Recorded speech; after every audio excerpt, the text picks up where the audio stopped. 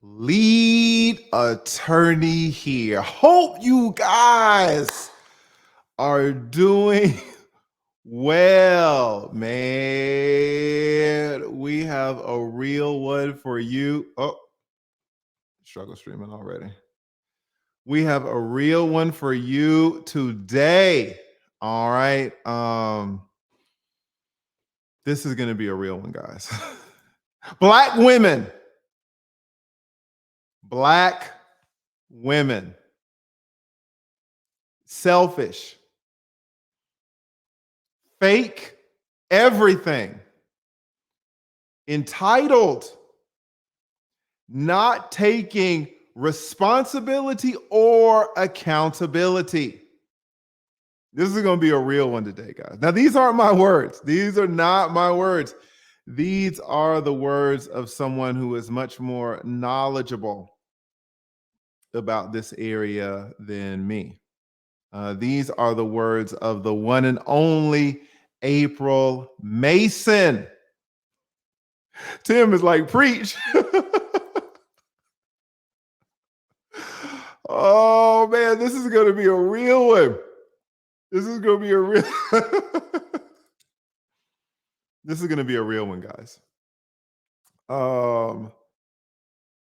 This is from April Mason. I don't know if you know who April Mason is. Long time. We're going to get into it. We're going to get into it. Suffice to say that she is an expert. She is an absolute expert. And experts need to be listened to. Now, not every expert, right? But what I'm telling you is an expert's opinion weighs more than just a random person's opinion.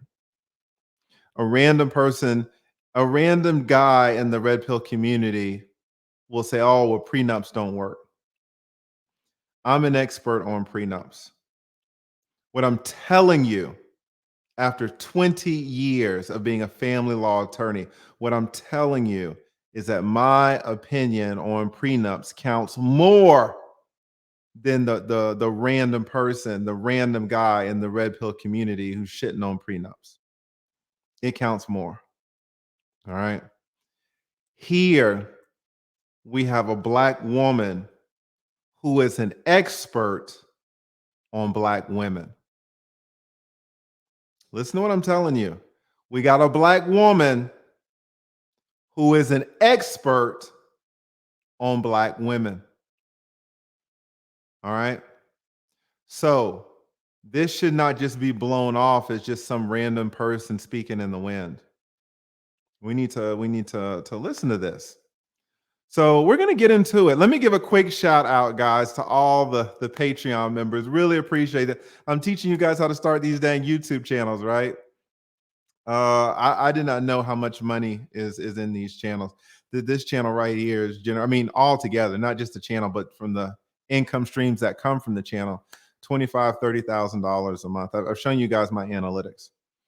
But that's not even real money. I mean, that's not AMS money. That is not MTR, mediocre tutorials and reviews. Shout out to that brother. That's not that money. That's certainly not Kevin Samuels. I mean, these guys, their money is so long. All right. But if you're fine with just making a little bit of money on YouTube, you want to know how to start your channel off. You should check out the Patreon. That's what I do over there. Help people avoid all of the mistakes that I have I've kind of run into. All right, to get you set up on the right foot. Now, oh, that just came up there. But shout out to Gail. Shout out to Rachel Ray. Shout out to Gail. Yeah, if y'all can get the likes up. This is gonna be a good one. We might need some heavy likes coming in. Because I don't know how many likes are gonna be. I don't know how many likes are gonna be going forward. All right, want to give a huge shout out. Speaking of the Patreon, to the newest member of the Supreme Court, Super Connecting.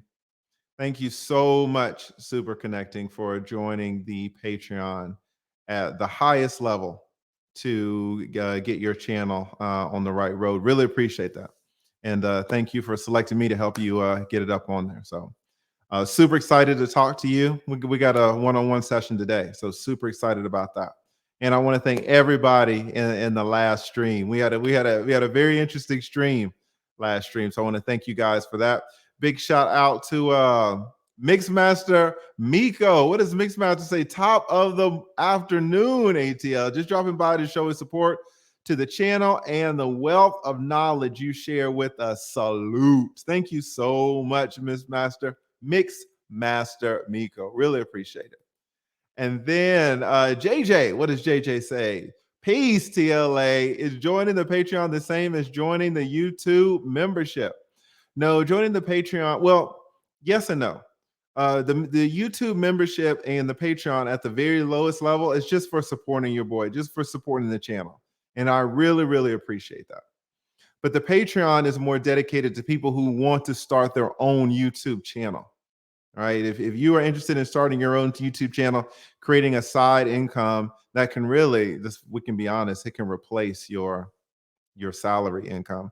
Y'all remember I had Poor Man's Podcast on?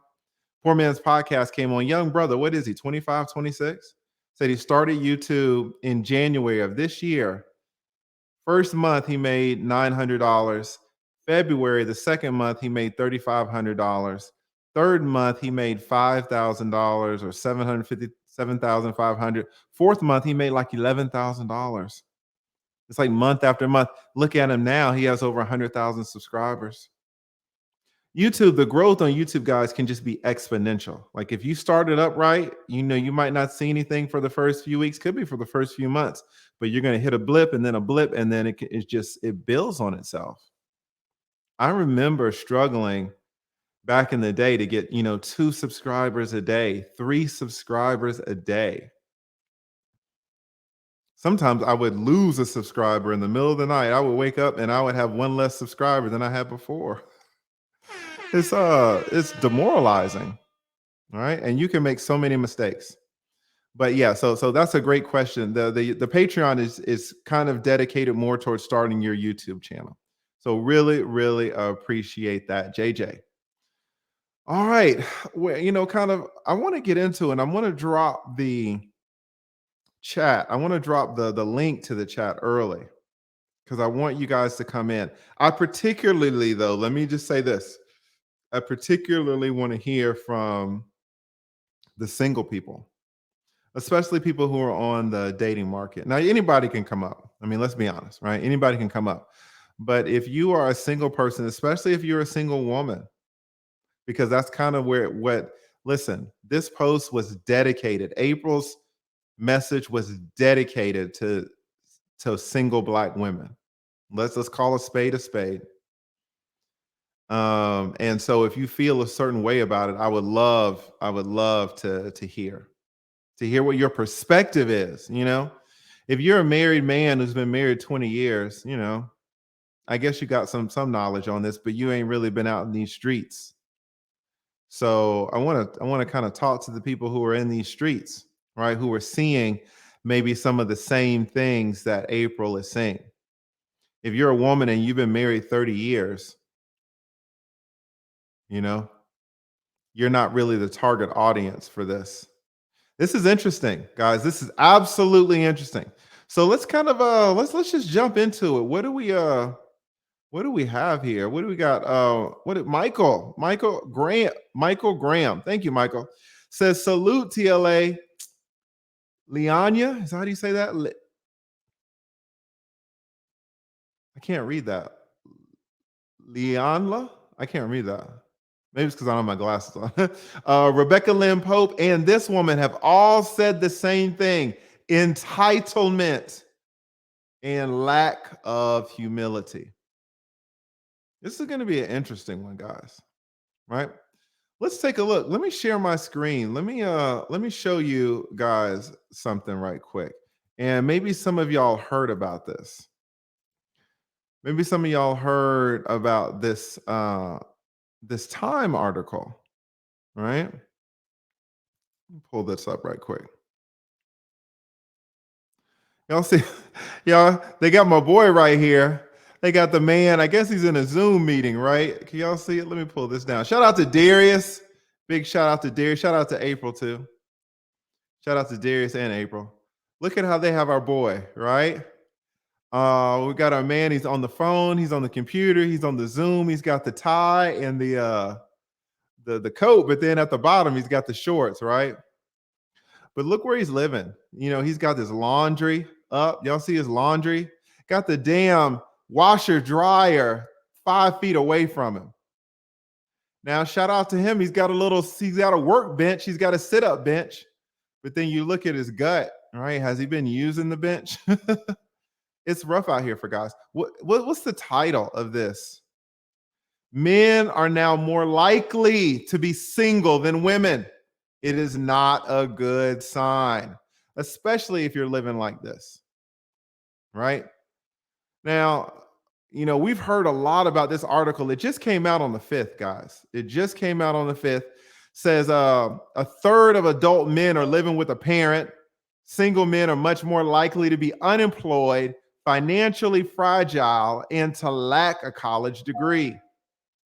Lower median earnings. Single men earned less in 2019 than in 1990, even adjusted for inflation, right?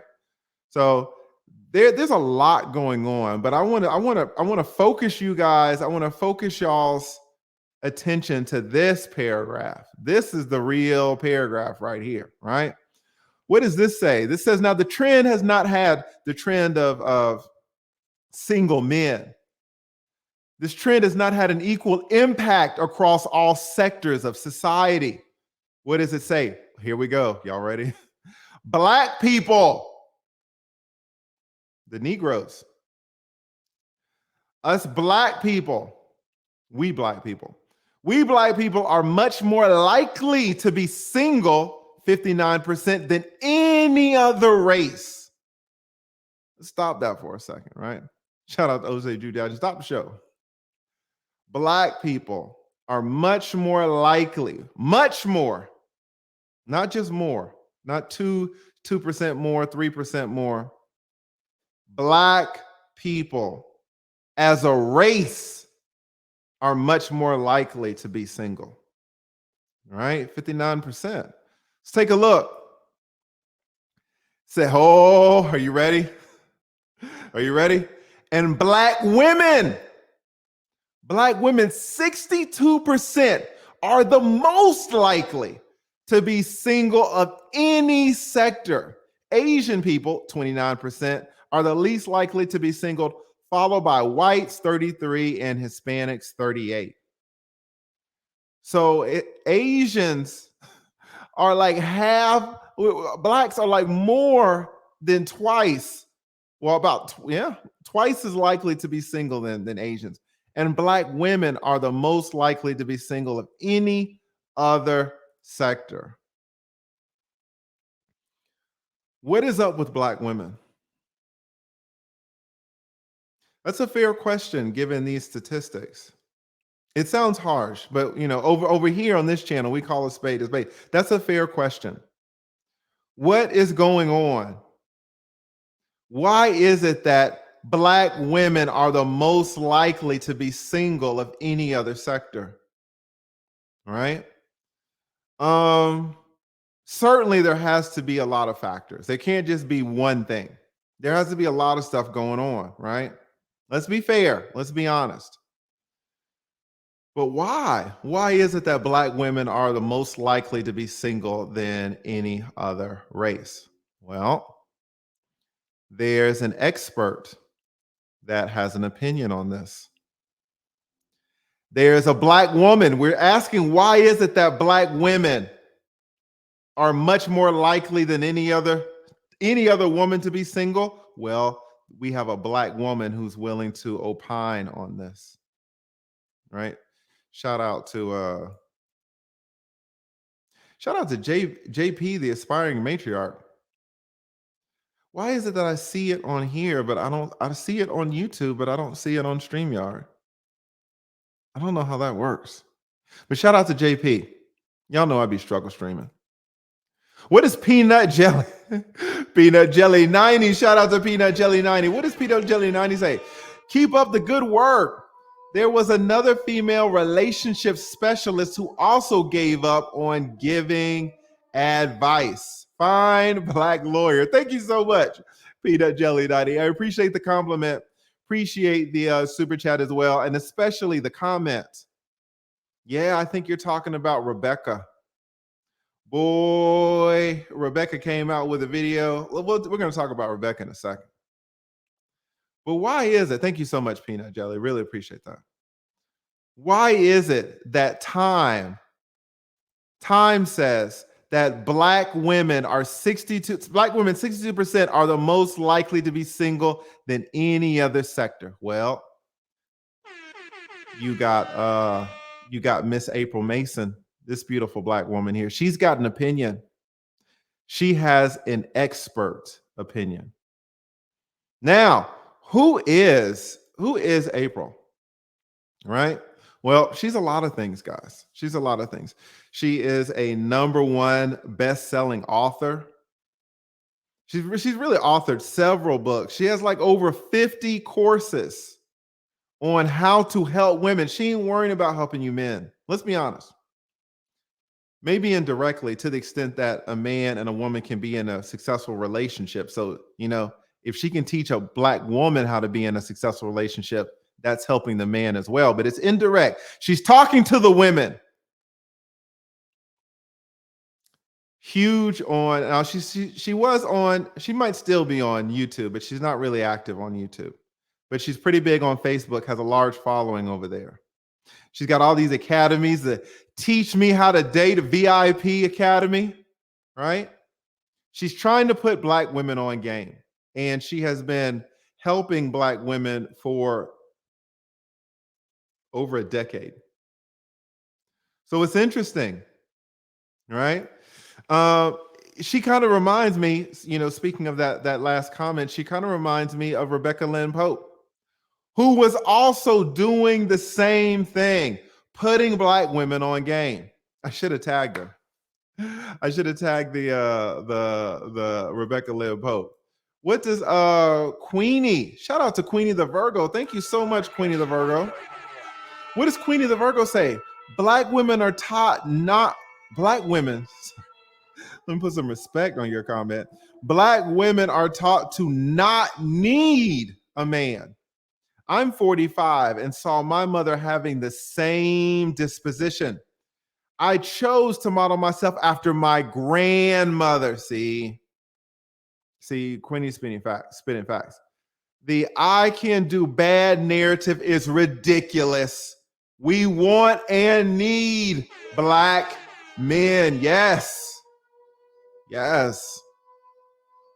I think that April Mason echoes a lot of what Queenie the Virgo is saying. She echoes it, right? Who also was kind of echoing this? Rebecca Lynn Pope, April Mason, Queenie the Virgo, right? But these black women kind of seem to be in the minority. So I want to talk about this, guys. What does Devon Mitchell say? Shout out to Devon. Thank you so much. Thank you. Let me hit the horn for you.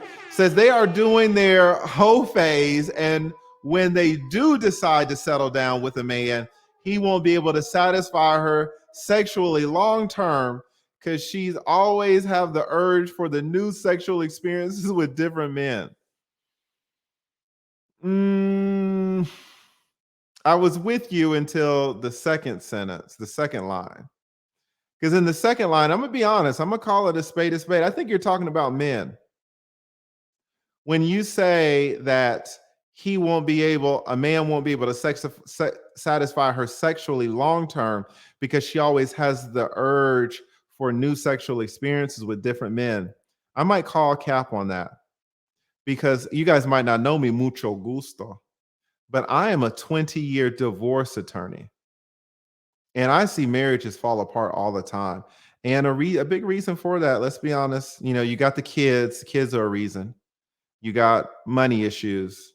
Money is a huge reason, but you also have infidelity. And men, if we can be honest, Devon, it's the men who have urges for new sexual experiences with different women. Now, do women have those too? Yes, but let's be honest, Devon. And I appreciate your comment. Definitely appreciate your super chat. You're always supporting me. But I'm gonna call a spade a spade. And if I replace men with women, if I replace women with men in your second line, it seems more accurate to me. It seems to me that a lot of women are not really able to satisfy their men long term because a lot of men have the urge for new sexual experiences. We got everybody down here, guys. You know who we got down here? We got AMS, Alpha Male Strategies. Guys, listen, the whole damn world is down here in Atlanta. Who are we talking about? April Mason. She's in Atlanta. Who does April Mason remind us of? Rebecca Lynn Pope. Where is Rebecca Lynn Pope? Atlanta. Who is also shouting out? Who is the biggest YouTuber bigging up these black women? If there is one male YouTuber in the black women's corner the whole time, what's his name? Shout out to your boy D Jackson. Shout out to Derrick Jackson. Where's Derrick Jackson at? He's right down the street. You know who's down the street? AMS. You know who's down the street? Shout out to the Godfather himself. Shout out to the Godfather himself right down the street. Everybody's in Atlanta, right? Well, do you know who AMS, Alpha Male Strategies, in Atlanta? Alpha Male Strategies said the best relationship he ever had with a woman was a monogamous relationship. Alpha Male Strategy, he's about hitting, 50, 100 women a year. But he said the best relationship was when he didn't have, it was one woman. It was him and one woman. Guess what the relationship was, guys? You know what it was? It was sexless. Alpha Male Strategies' best relationship with a woman was sexless. There was no sex in it. Why? Why? Now, it didn't start off sexless, of course, but it ended up sexless. A lot of y'all's marriages end up sexless. I've seen them. You ain't telling me nothing. Why did Alpha Male Strategies' best relationship end up sexless? Because of the opposite of what Devon Mitchell is saying. Because it was Alpha Male Strategies. It was him who had the desire to have, let me quote it, his partner could not satisfy his sexuality long term because he always had the urge for new sexual experiences with different women. He was like, I've already had sex. I've had, we've been dating I've had sex with you 1,000 times. I'm not interested. You're a great person. You're a great woman. We could kind of be soulmates, if I can be honest. I don't want to have sex with you anymore. What does Devon say? I need new sexual experiences with different women. And guys, if we can be honest, guys, I don't want some bullshit where it's just like, that was the problem that I had with a few content creators about this Glendon Cameron BS, that men were not being truthful. There were some men, there were a few men. I don't want to say they weren't being truthful. Strike that. That's too strong. We were not being objective. This channel is always going to be to support men, but it's never going to be to shit on women. And if there's a truth, I want to get it out. And the truth is, guys, a lot of y'all are in relationships, but all I got to do is do this one thing. All I got to do is pick up your phone. I know what's in your phone. A lot of you guys are in relationships. I know what's in your phone. A lot of you guys are in marriages. You're in marriages. I know what's in your phone. So don't tell me it's the women who need all these different sexual experiences. Because I know what's in your phone. I've seen what's in your phone, guys. You guys might not know this. A divorce attorney, we have access to a process called discovery. Right? I see your text. I see your Facebook IMs. I see your Instagram posts. I see them. Right?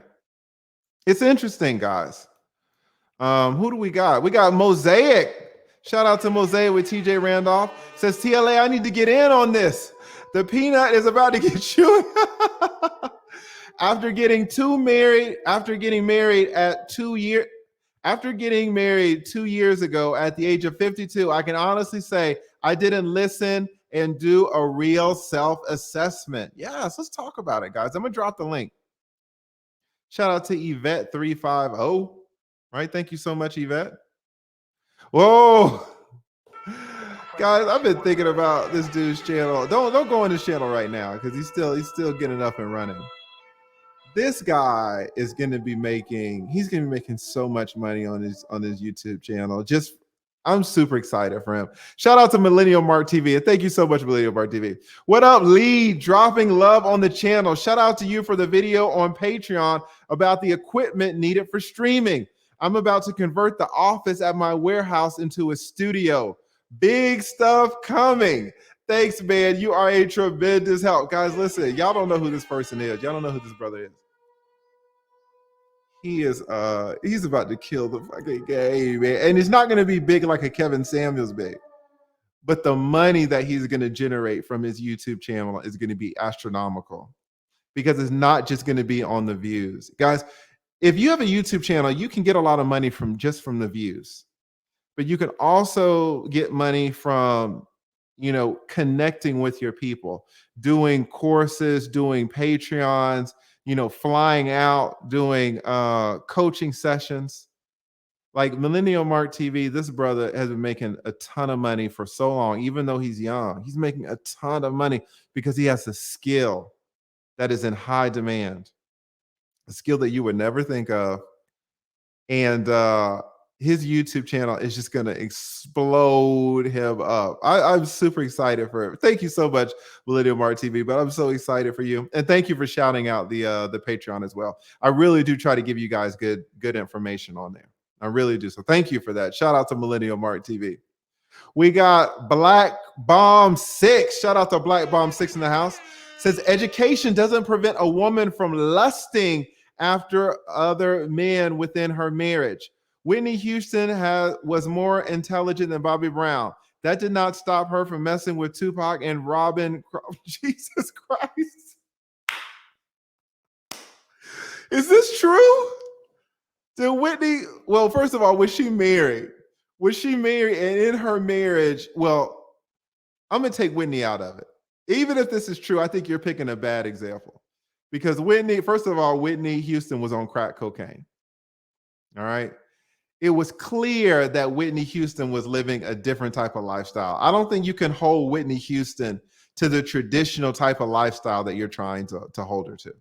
Whitney Houston was out of the box. Once somebody is out of the box, they're out, right? You can't hold them to the same standard. Mr. Lucario, famous YouTuber, Mr. Lucario is married. His wife has a boyfriend has been dating a man for a year, and they have sex and all of that, right? And Mr. Lucario himself has a girlfriend, even though he's married. So some people are just out of the box. And I am going to put Whitney Houston out of the box. I didn't know about her situation with Tupac and Robin Crawford. I don't even know who Robin Crawford is, right? But, and listen, Black Bomb 6, we're humans, right? So men and women have urges. It's true. But you can't tell me that women have stronger urges sexually than men. That's just not true. We have 15, 16, 17 times the testosterone that women have. Some of the things that men do for sex, there's no way you can convince me that, women have urges. It's true. You're right, Black Bomb, but come on. Men are the kings. Men are the kings in that sector. Like, let's be fair. Let's call a spade a spade. But I hear where you're coming from. What does Charlie X say? Shout out to Charlie X. Says, I remember even as a little kid when my mom would have to watch those Tyler Perry movies every Sunday. You are young. How old are you, Charlie X? And even as a kid, I felt some type of way about I can do bad all by myself narrative. Enjoy the Starbucks fam. Yes, Charlie X been supporting me for so long. Thank you so much, Charlie X. Really appreciate it. And it's true, man. The whole, you really don't hear white. I don't want to. You really don't hear other races really coming at it like that. I don't know if I've ever heard a Mexican, a Hispanic say, I could do bad all by myself, right? But it's not surprising if you look at the Time article, which states Black women are the most likely to be single of any sector. Black women, not the Asians, not the whites, not the Hispanics. Black women. So what is it about these Black women, right, that are causing this statistic? Where did this whole I can do bad by myself narrative come from? You guys are asking really great questions. What does Vaughn Jr., shout out to Vaughn. Thank you so much, Vaughn. Says, finally catching you live. You are a superstar in these streets. I appreciate that, Vaughn. And being born and raised in this city, down here with Rebecca Lynn Pope, down here with April Mason, down here with AMS, down here, let's be honest, down here with Derek Jackson, down here with the roommates. The roommates did a excellent interview with Jordan Peterson. Down here with the Godfather himself. I gotta say, I love your icon, man. I gotta say, I love your icon. Shout out to Time. Shout out to Time. Y'all know who Time is. Primetime Deion Sanders rocking the red and the black for the one and only Atlanta Falcons, right? Shout out to Prime. Shout out to Primetime. Thank you so much, Vaughn. Really appreciate it. And thank you for the super chat. Thank you for the support. And I'm glad you were able to catch me. Thank you.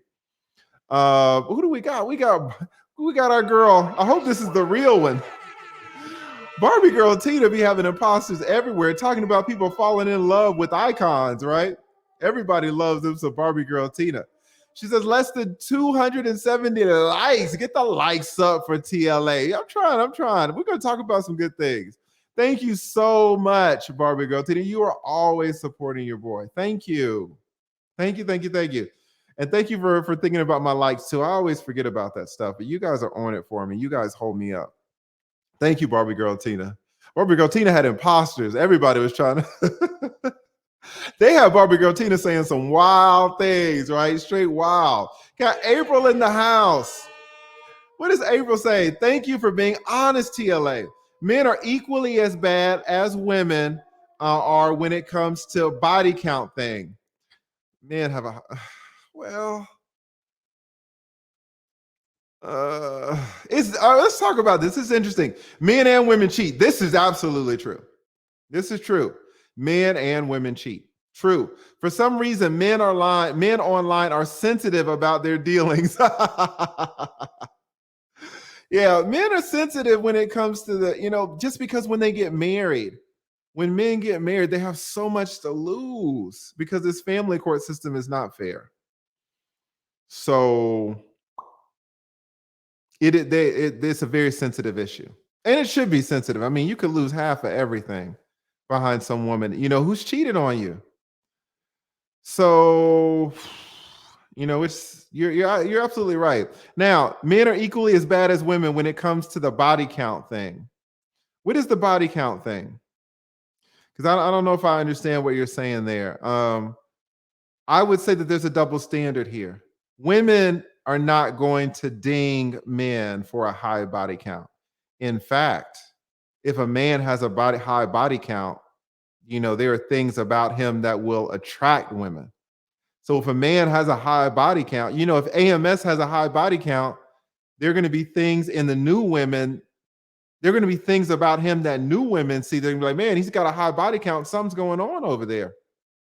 Something's going on over there with alpha male strategies. They're not going to be like, no, I'm not going to. Now, if a woman says, oh, yeah, I slept with 100 women. I slept with 100 men in 2019. Nah. No man wants that, right? No man wants that. Certainly, they don't want it for a relationship. There are some men that will sleep with a woman who has 100 body count. If she's fine, let's be honest. We're going to be honest here today, guys. We're going to be honest. But in terms of a relationship, certainly a marriage, no man is trying to marry a woman who slept with 100 other men.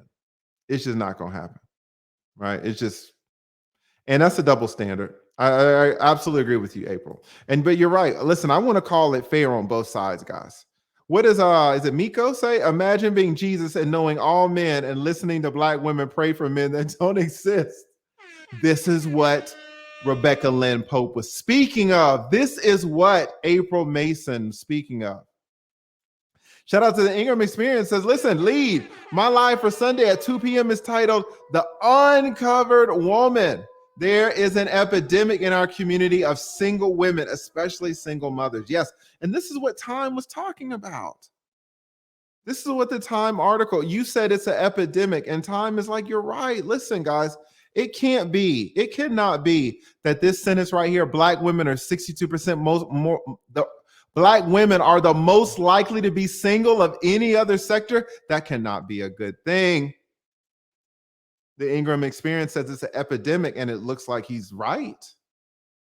It looks like he is so right, right? What is a story to tell? Say, shout out to a story to tell. I'm interested to hear your opinion on this. Says the black relationship will be restored once black men realize the new shipment of black women with PPs that will be hitting the streets. I have no idea what this means. The black relationship will be restored once black men realize the new shipment of women with PPs that will be. I almost understand what you mean, but I almost had it. It came in, and I tried to grab it, but the meaning left it. It left me. I don't know what you mean. What does AJ say? The transgenders are taking over. Okay, so let's say that transgenders are taking over. So there's a lot more transgenders. How will that help the black relationship if there are a lot of women with penises? I don't know. I don't know how that helps. I don't know how that helps. I don't know how that helps. That's deep. That's deep right here. I don't. Yeah, I don't understand that one. He says now. No, don't get it, TLA. Okay, you guys know better than me. You guys know. Kevin says, man, don't even try. He said, don't even try to get it. MC, thank you so. MC been supporting me. I know I never get his name right. But always has been supporting me since always. Thank you so much. Says most people don't look at themselves in the mirror because they don't want to face the truth. Yes, this is a fact. I do regular self-assessments to keep myself in check. Dating sucks. Done with it for now. Yes. Well, I don't know. He's right. He's right, man. Dating does suck. I mean, it's hard. Did y'all see that? I'll throw this whole damn camera away. Don't start doing that. You're right about that. I don't know. I want to talk about dating too. I'm back on the market myself, guys. I got out of a relationship in June. And it's like I haven't even started because it's like, you know. Hey, what does April say? Body count thing, meaning how many people they sleep with. Guys sleep with a lot of women, but they act like they don't. Yes, they do. That's what I meant. Guys sleep with a lot of women, okay, but they act like they don't.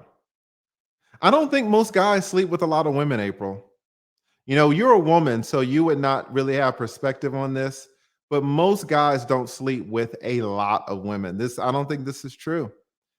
All guys would like to sleep with a lot of women. But just guys in general sleeping with a lot of women, I don't think that's true. Maybe if you're a black guy in Atlanta, you are sleeping with a lot of women. I'll give you that. Atlanta's crazy.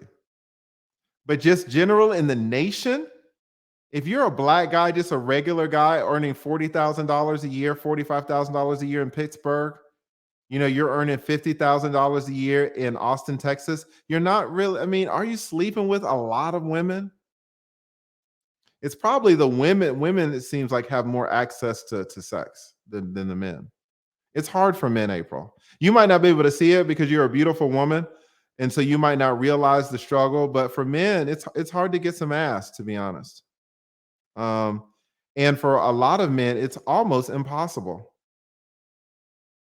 It's almost impossible. I mean, if you're not gonna, well, I mean, we all pay for it, right? But I mean, if unless you're just going the cash money way, so I don't know. Said TLA, that's cap. But see, you're a woman though. Where are the men? Are there any men in the chat that say, "Oh yeah, it's just so easy to get in"? Not in Atlanta. Men, you women, I don't think you were right on this, guys. Women, the up level professional, it's not cap. Most men are not out here just having tons of sex. It's not true. Now you're a woman, so I don't expect you to understand this. I don't expect you to see it. I expect your visibility to be nil because you are a woman and you have such easy access to sex. Most men, this is not true. It's not true. What does Christopher say? Christopher says most women go for the same men. That's what you guys aren't seeing. Christopher, who is a man, sees what you women are not seeing. There are a few men who are having a ton of sex. A few men. There are millions of men who are having tons of sex. Listen to what I'm telling you. There are millions of men who are having tons of sex, but there are hundreds of millions of men who are having like 7 sexual encounters, maybe 12 in their lifetime, in their life, right? It's not a ton. Most men, guys just aren't out here sleeping with a ton of women. It's not true. It's not true. What does is this Illman? I can't read it. Say, I'm a man and access to sex with women is difficult. TLA is spot on. Guys, listen, women need to listen. I don't know what to tell you. Like when men are talking to you about men experiences, women, it's good if you listen because you're not going to have the visibility. I know you're smart. I know you're intelligent. I know you got the schooling, but you don't have the experience. And it's just not true. Right. But not only do women need to listen to men sometimes, but we're gonna see what April says about this. Okay, I'm going back to the rule because I haven't even started the real monologue. Where I want to go down this. I didn't even get to my monologue last time, and people got pissed off. So I'm going back to the rule where $20 and above, I'll read your super chat, but I can't get bogged down in the $5 super chat because then I never get done with the monologue, and people got upset last time, and it's fair enough. They should have been upset. So I want to give you guys a good show. But this will be the last one, and I got to read it because it's my man Darius. Y'all check out his channel. Says, hell no, it be one dude sleeping with 20 women in the same town.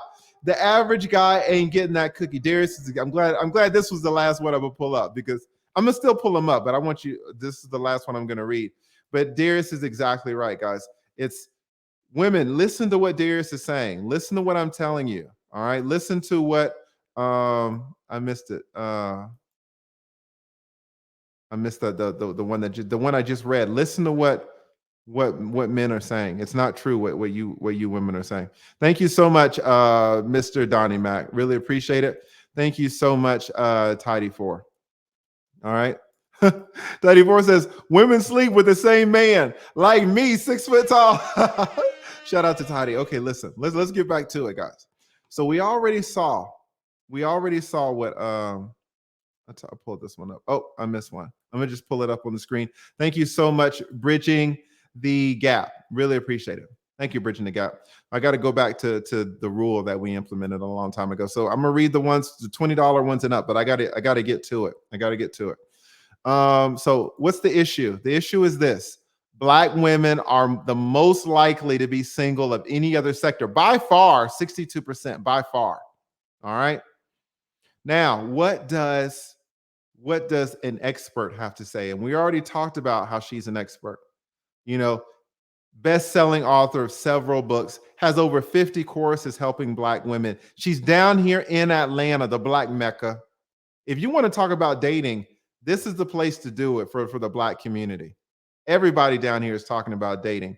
This beautiful woman is talking about dating. Rebecca Lynn Pope is talking about dating. The Godfather himself is talking about dating. Even your boy Derrick Jackson. All right. What does she say? She says, listen, man, I've been helping. She says women. She means Black women. Let's be honest. I've been helping Black women in this area, Atlanta, for over 10 years. It's time to move on. Why does she say it's time to move on? Listen to what she says, guys. The majority that come to me, the majority of Black women have unrealistic expectations. The selfishness, fake everything. I'm not even gonna get into it. Y'all know what she means. Fake everything. They think they should be chosen because they have a vagina and good looks. The entitlement. She's saying so much. How can she say so much so densely? Each little phrase, you could talk for 10 minutes on each little phrase. She said they just mean. Like Black women are just mean, right? Thank you so much, Jay Hurst. Shout out to TLA. Unless you're a top 10% man, men aren't getting it in like that. Men in general are usually too busy grinding, trying to improve themselves. It's true. It's absolutely true. What is your boy Millennial Mark TV? Thank you again, Millennial Mark, for holding me up, man. Thank you for everybody for supporting. Really appreciate it. If y'all can get the likes up too, that'd be great. Thank you. Says if you're a desirable stature or body type as a man, it's easy. Most men keep a rotation unless he's serious with one. He means most of these men who are the good men. And it's easy listen. Don't listen to Millennial Mark TV. Thank you so much. Thank you, Gail. Don't listen to Millennial Mark TV. Ignore what he says. Why should you shouldn't ignore it. You shouldn't ignore it. But Millennial Mark TV, let's just be honest. He's in his late 20s. For all intents and purposes, he's rich. All right. He's a Black man who is, let's just say he's rich. And he's 6'6". He's 6'6". All right. So you got to take what Millennial Mark TV says with a grain of salt. Because he might not be seeing it clearly from a regular guy's point of view. All right. Shout out to Millennial Mark TV. And thank you again. If you are a Millennial Mark TV man, then this makes sense. Most men when he says most men, he really means most men like him. That's the part that's not accurate. When he says most men, he means most men like him can keep a rotation unless he's serious with one. If you are 5'10", making $43,000 a year, good luck with your fucking rotation. I'm going to be honest with you. Good luck with your rotation.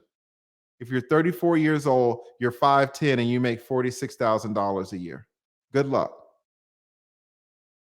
Like, I don't want to hear about your raggedy road. And if you do manage to have 3 women in your rotation, I swear to God, if you are 5'10", make $43,000 a year, and you're 34 years old, if you do have a 3-girl rotation, the quality of those women, I don't even want to get into it.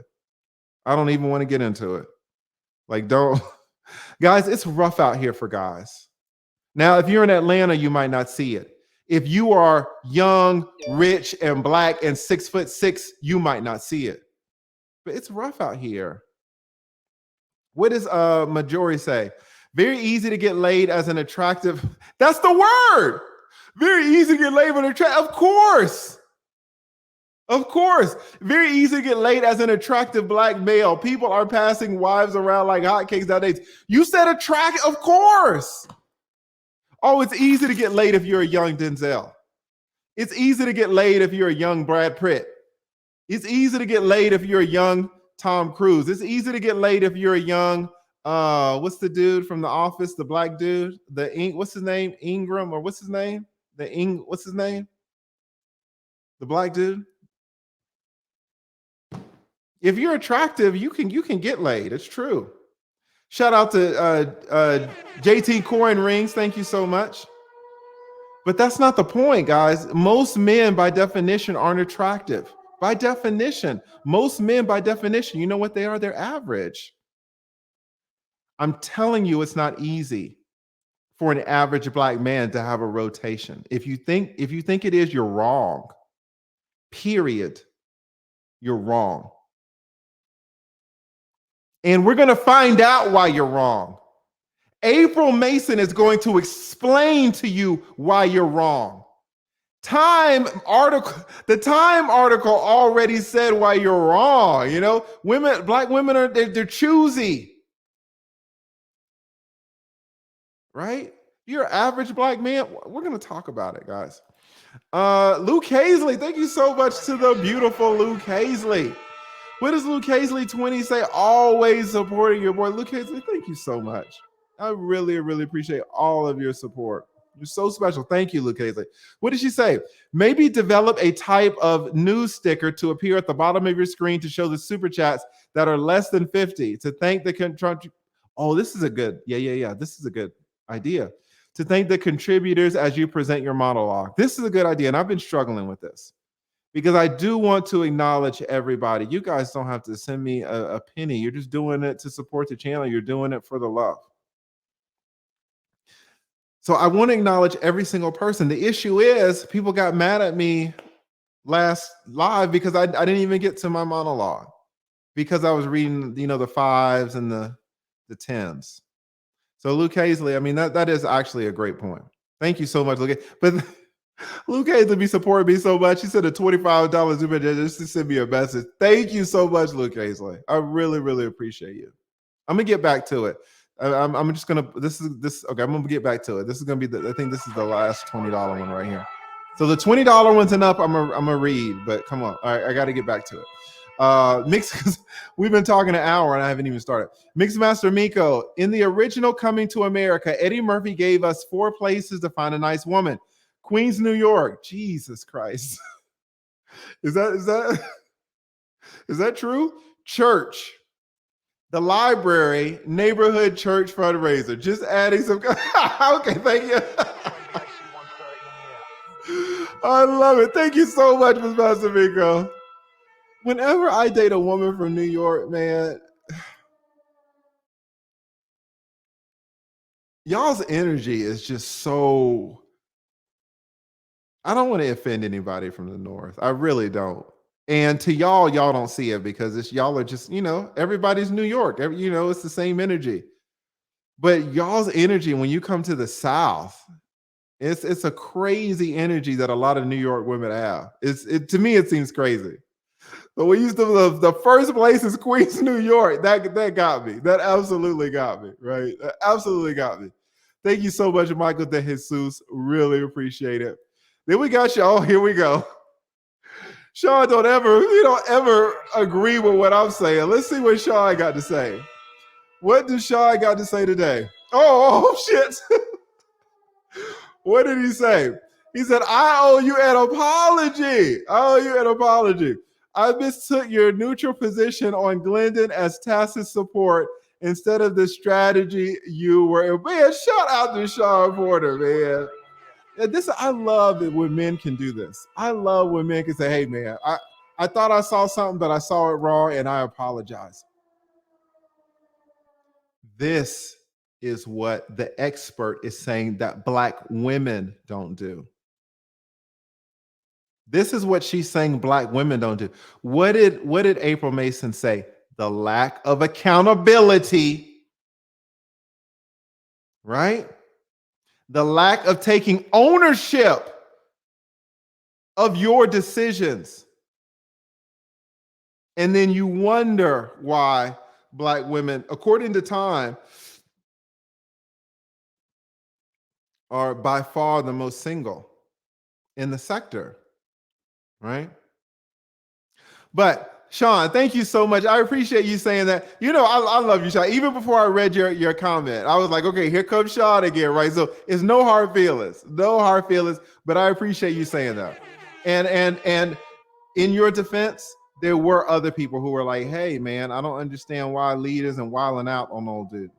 I don't understand it. So you were absolutely not the only one. But I do appreciate you saying that, Sean. Thank you so much. I'll have to wait for the next time that you disagree with me, which will probably be in 10 minutes, right? But shout out to Sean. Thank you for saying that, Sean. I appreciate that. And this is what I want to do, guys. I absolutely want to call a spade on both sides. And if you guys can show me that I'm wrong, I will apologize. I've done it before. I've apologized numerous times on this stream. I've made whole videos dedicating apologies to people, right? So I'm trying to be just like Sean. And if we're wrong, we're going to say we're wrong, but we're going to call out the BS at the same time. Shout out to Andrew. What does Andrew Walker say? In Brooklyn, we have choices, but finding the right person you like and trust is hard. I'm a single parent. This is another layer. Andrew's putting on another layer. I'm a single parent. It's just not easy. Some ask for money or they want to try to run game. The people I like are never near. It is not easy. Man, this is the comment right here. This is the absolute comment. He's so true. And if you're a single parent and you're having to date, what's the problem with dating? If you are not necessarily, let's say you're not a high value man. Let's say you're making $48,000 a year, which by Kevin Samuel's definition, I don't think qualifies as a high value man. If you're not a high value man, what's your number one issue with dating? It can be expensive, especially if you're in Brooklyn. AMS said like a date can easily run like $100, $200 in Brooklyn. Like a nice date. A nice date can be $200. Damn. All right. If you really like a woman and you want to take her out and show her a nice time, man, if you're making $48,000 a year, good luck. If you are a high value man and you got $200 to spend, you're still jacked. Why? Because now what's your issue? If you're a high value man, what's your issue now with dating? Time. You don't have time. I'm supposed to sit with you for 2.5 hours. I don't even know you. Let me get this straight. I got my job, and then I got my side projects that I'm working on at home to get the extra money. But I'm supposed to stop doing everything, go to dinner with you for 2.5 hours. And when I sit down in the restaurant and start ordering, 15 minutes later, I realize you're pretty much trash. Not physically, of course, because you're beautiful. That's why I'm here, but your mind, right? Or, let's say you aren't trash, but she's making you wait a little bit.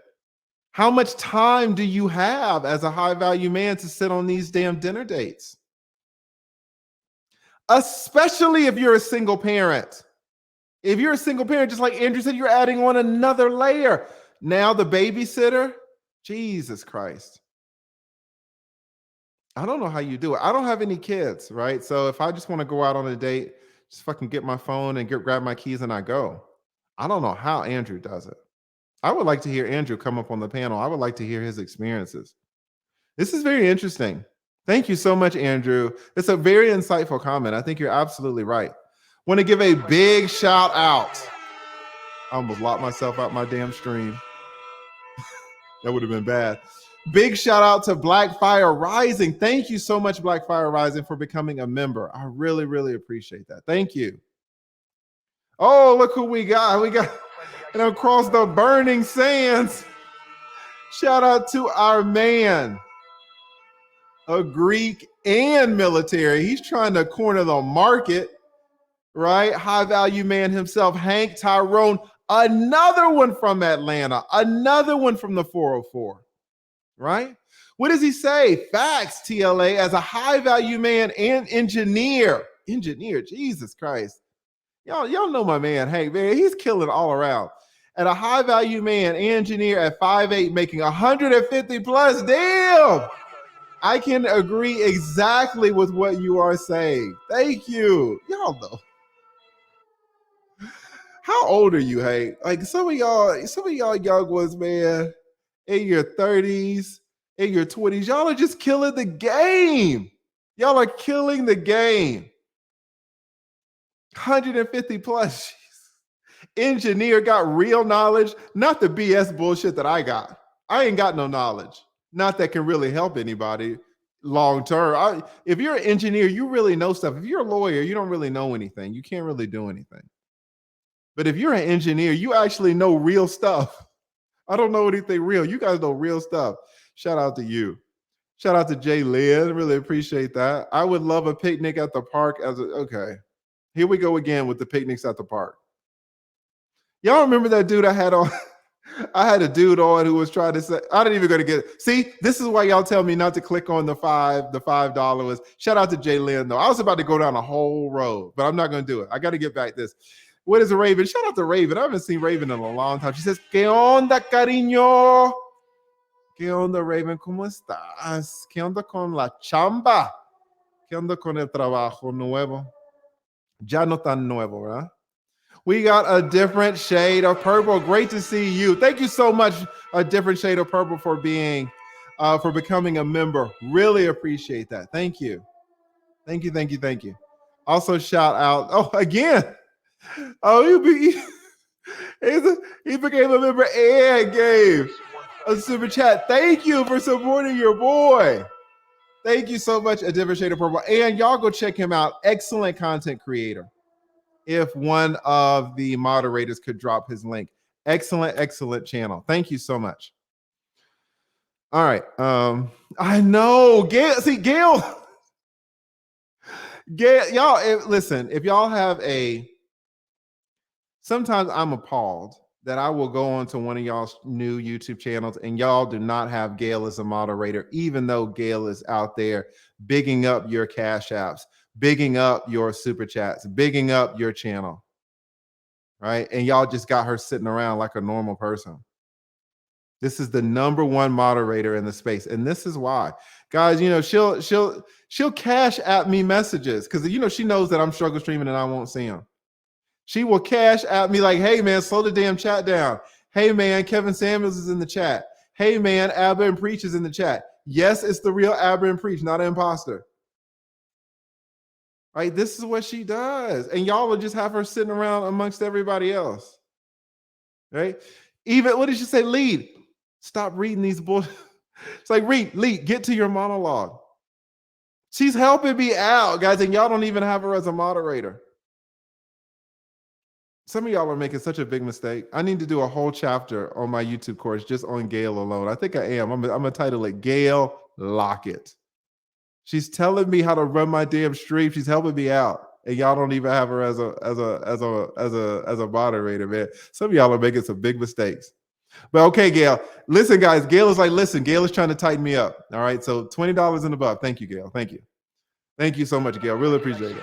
What does David say? The average earner, and thank you, David. Shout out to David too. Excellent content creator as well. Says the average earner will have to work overtime to afford a nice date. Time is still a factor. It's true. Well, you're right. You're absolutely right in the opportunity cost. But what is top of mind? Usually it's the money. If you don't have a lot of money, you don't worry about your time. There are people who are making $12 an hour.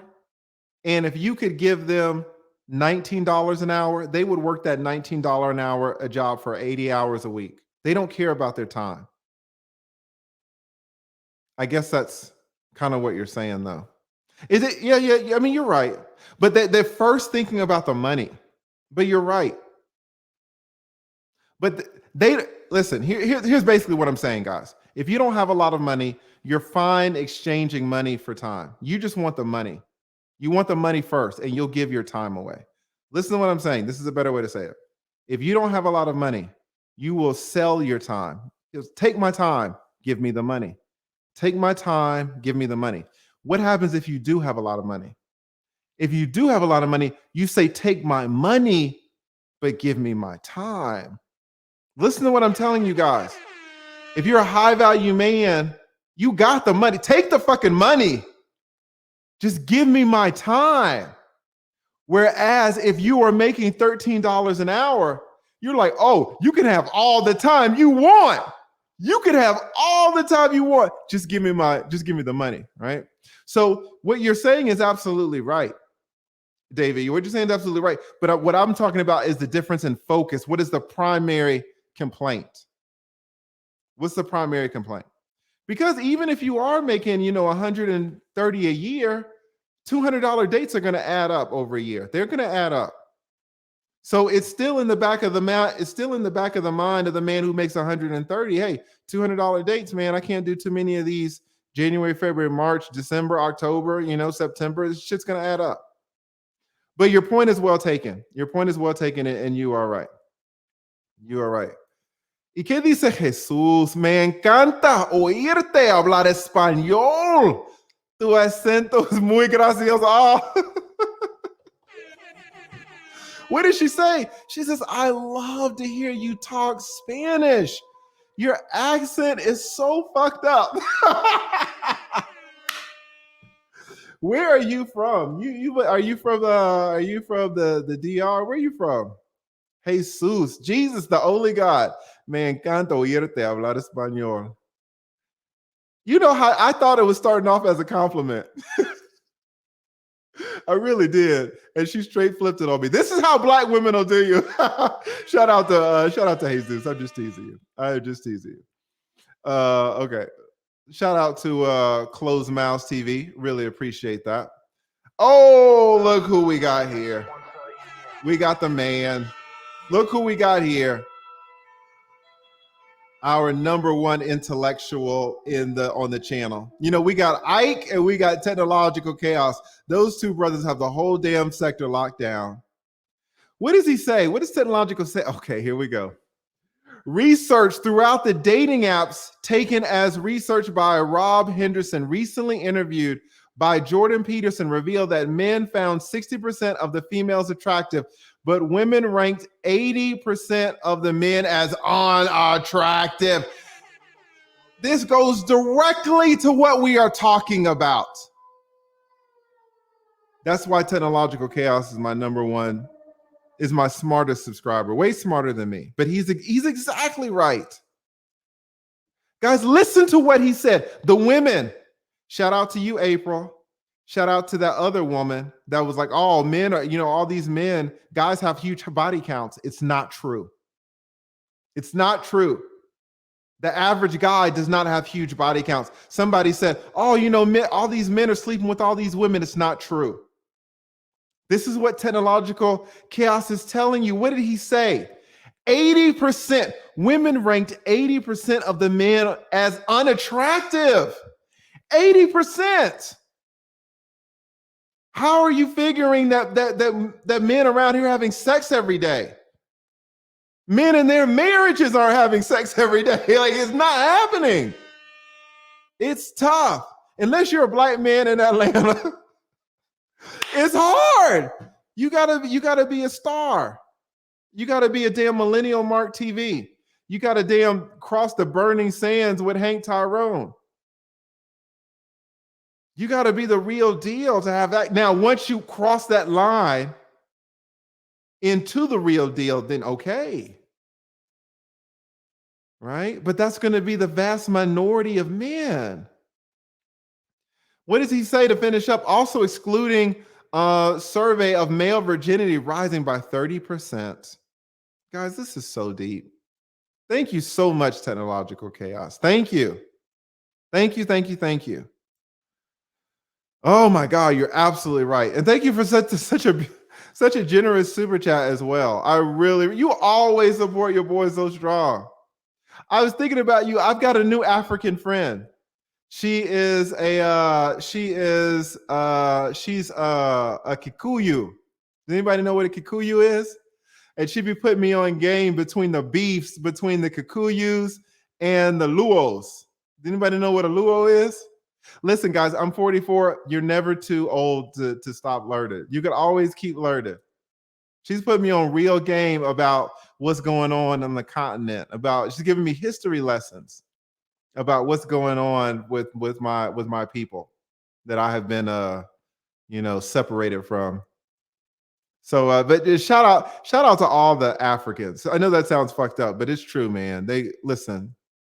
Shout out to all the Africans in the house, and shout out to our smartest watcher, our man again, technological chaos. Thank you so much, Technological. I really appreciate that. What does Jimmy Stitz and the Journey say? I'm sure the expertise you give will have long societal impact. Thank you so much, Jeremy. Really, really appreciate that. Thank you. Oh my God, we got another one. What does, oh, here we go. I'm going to try this. All right. Shout out to Ration Motus Super. Did I get that right? I know I didn't. What does he say? Oh, shit. We got another one. We got another high value man. Oh, look at, he says, "What up now?" I mean, he says, "I'm 5'10". Listen, I'm 5'10", make well over 250,000. Oh, and yes, I'm a noob and an engineer. Like, just stop at the noob. If you could just stop at the noob and leave some ass for everybody else, why do you have to be a noob and an engineer, which means you have real knowledge? Why do you have to be a noob and an engineer and make over $250,000? Jesus Christ. This is the man that April is talking about. You women are confused. You women think that everybody is like this man. Every man is like this man. They're not. This man makes what on average 5 black men make. It's 5 black men and him, and they make the same. So you guys are thinking, oh, well, because Rashimoto's super sleeping with all these women, then all these other regular guys making 50,000 a year, they're sleeping with women too. You're wrong. This guy's a noob. He's got that damn peppermint cane. Like he's getting all the women, and all these men are hating. They're all fucking hating.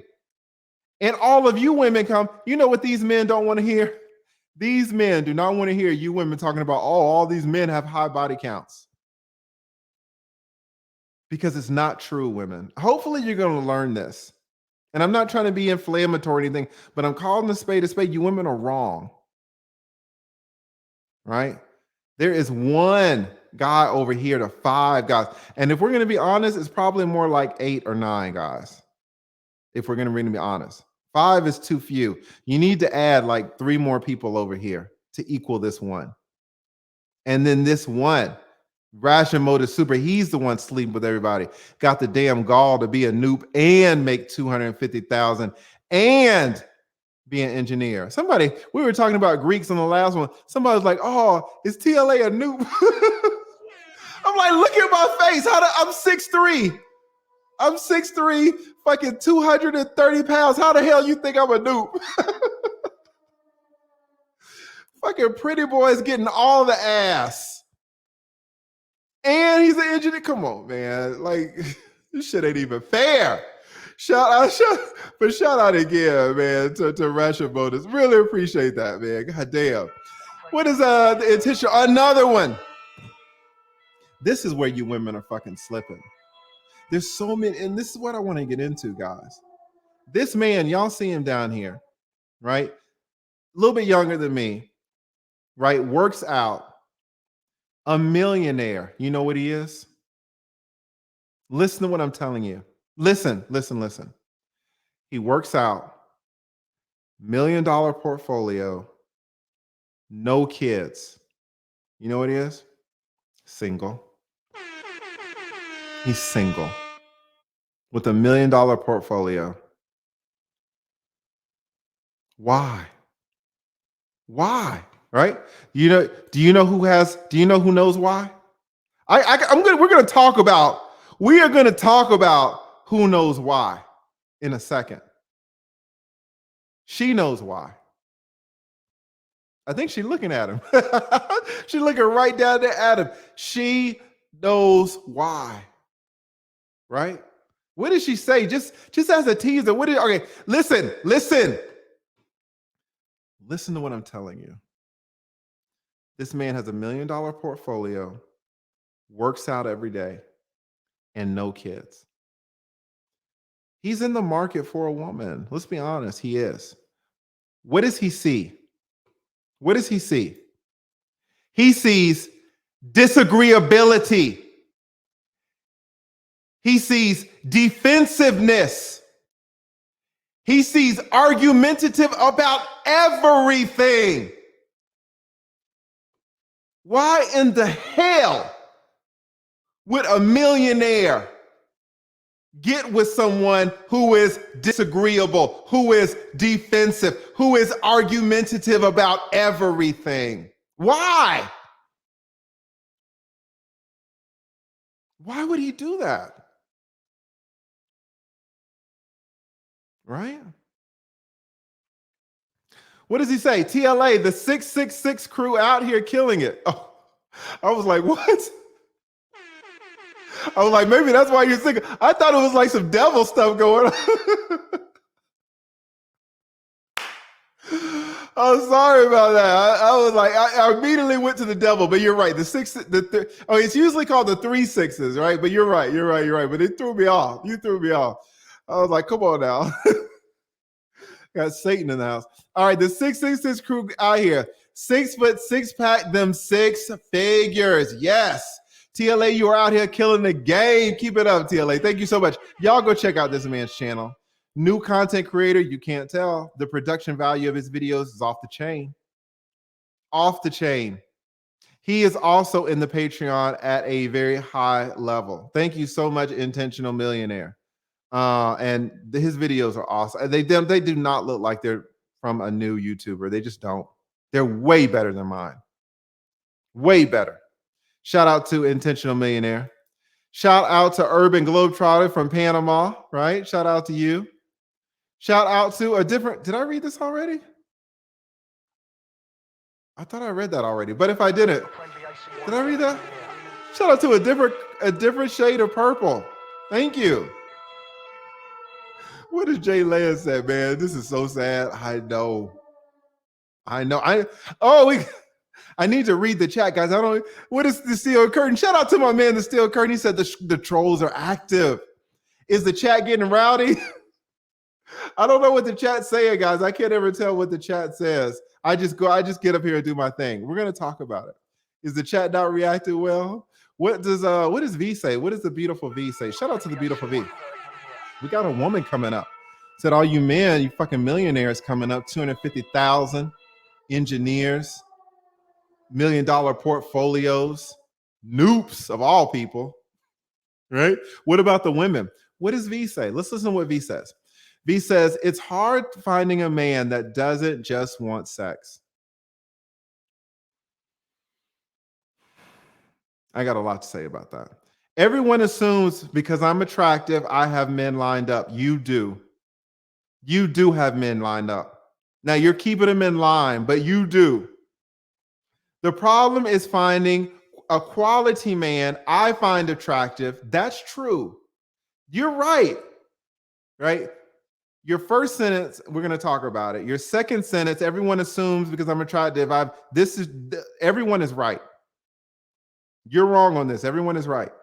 But when you say the problem is finding a quality man I find attractive and is not thrown off by me being a female woodworker, what does that mean? What's a female woodworker? Is that slang, or do you really work with wood? The problem is finding a this is so confusing. This is extremely confusing. All right. The problem is finding a quality man. That's true. That's true. You're absolutely right, V. That you find attractive. This is also true. Attractive people are in the minority. The average person, how does the average person look? Does anybody want to guess? The average person looks average, right? Attractive people are rare, and very, very ugly people are also rare. Most people are in the middle, right? We're just kind of in the middle. V's not in the middle. V's attractive. She wants somebody that she also finds attractive. But when you say a man that is not thrown off by me being a female woodworker, this makes no sense. No man is thrown off by you. If let's say you carve timber. I don't know what the fuck a female woodworker means. Let's say you carve timber. I assure you, V, especially if you are attractive, no man is thrown off by you being a timber carver. If woodworker is slang, then I don't know what we're talking about. Men don't really. A man would actually love. I would love to date a woman who knows how to work with her fucking hands. A woman who knows how to do something. I don't know how to do anything. I can't fucking change your oil. I'm gonna take it to the damn dealership like everybody else. If you can actually do something, attorneys, we don't have a skill. You know who has a skill? Millennial Mark TV, which is why by next March, his channel and gross revenue is going to be killing mine because he actually has like a skill. You know who has a skill? The $250,000 a year engineer has a skill. You know who has a skill? Hank Aaron has a skill. Hank Aaron, you know I've been in Atlanta for so long. Hank Tyrone. If you know how to work with wood, if you know how to carve shit, no guy is gonna be like, oh, I don't know. She knows how to carve timber. Like that doesn't make any sense. No, you're wrong on that.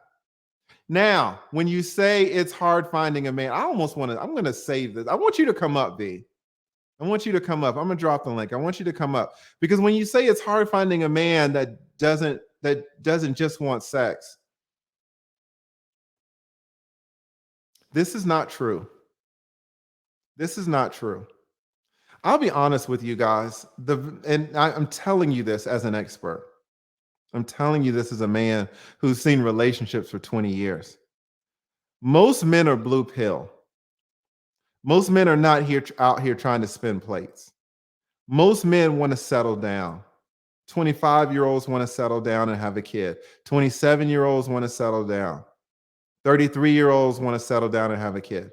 Does the intentional millionaire want to settle down and have a kid? Probably not, right? Not every man, but the regular men, they want stability. They want a family. Now, do they want a little bit here and there? Yes, but in general, men want to have kids. Men want stability, right? So when you say it's hard finding a man that just doesn't want to have sex, how is it hard when, in my perspective, 80% of the men at least are red pill, at least. So if 80% is walking around, why is it so hard to pull from the 80%? Oh, you don't want the 80%. You want the 20%, right? I would love for you to come up and hear you speak about this. This is interesting. But I agree with a lot of what you're saying, V. You know, if you are an attractive woman, it's hard because men are going to try to fucking game you. Men are absolutely going to try to say, hey, you know, I want a relationship. You let them hit on the third date and then they're gone.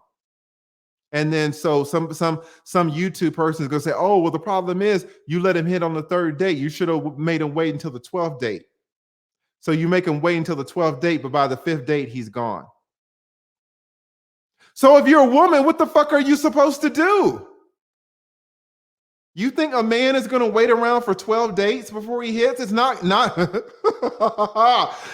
it's not in Atlanta.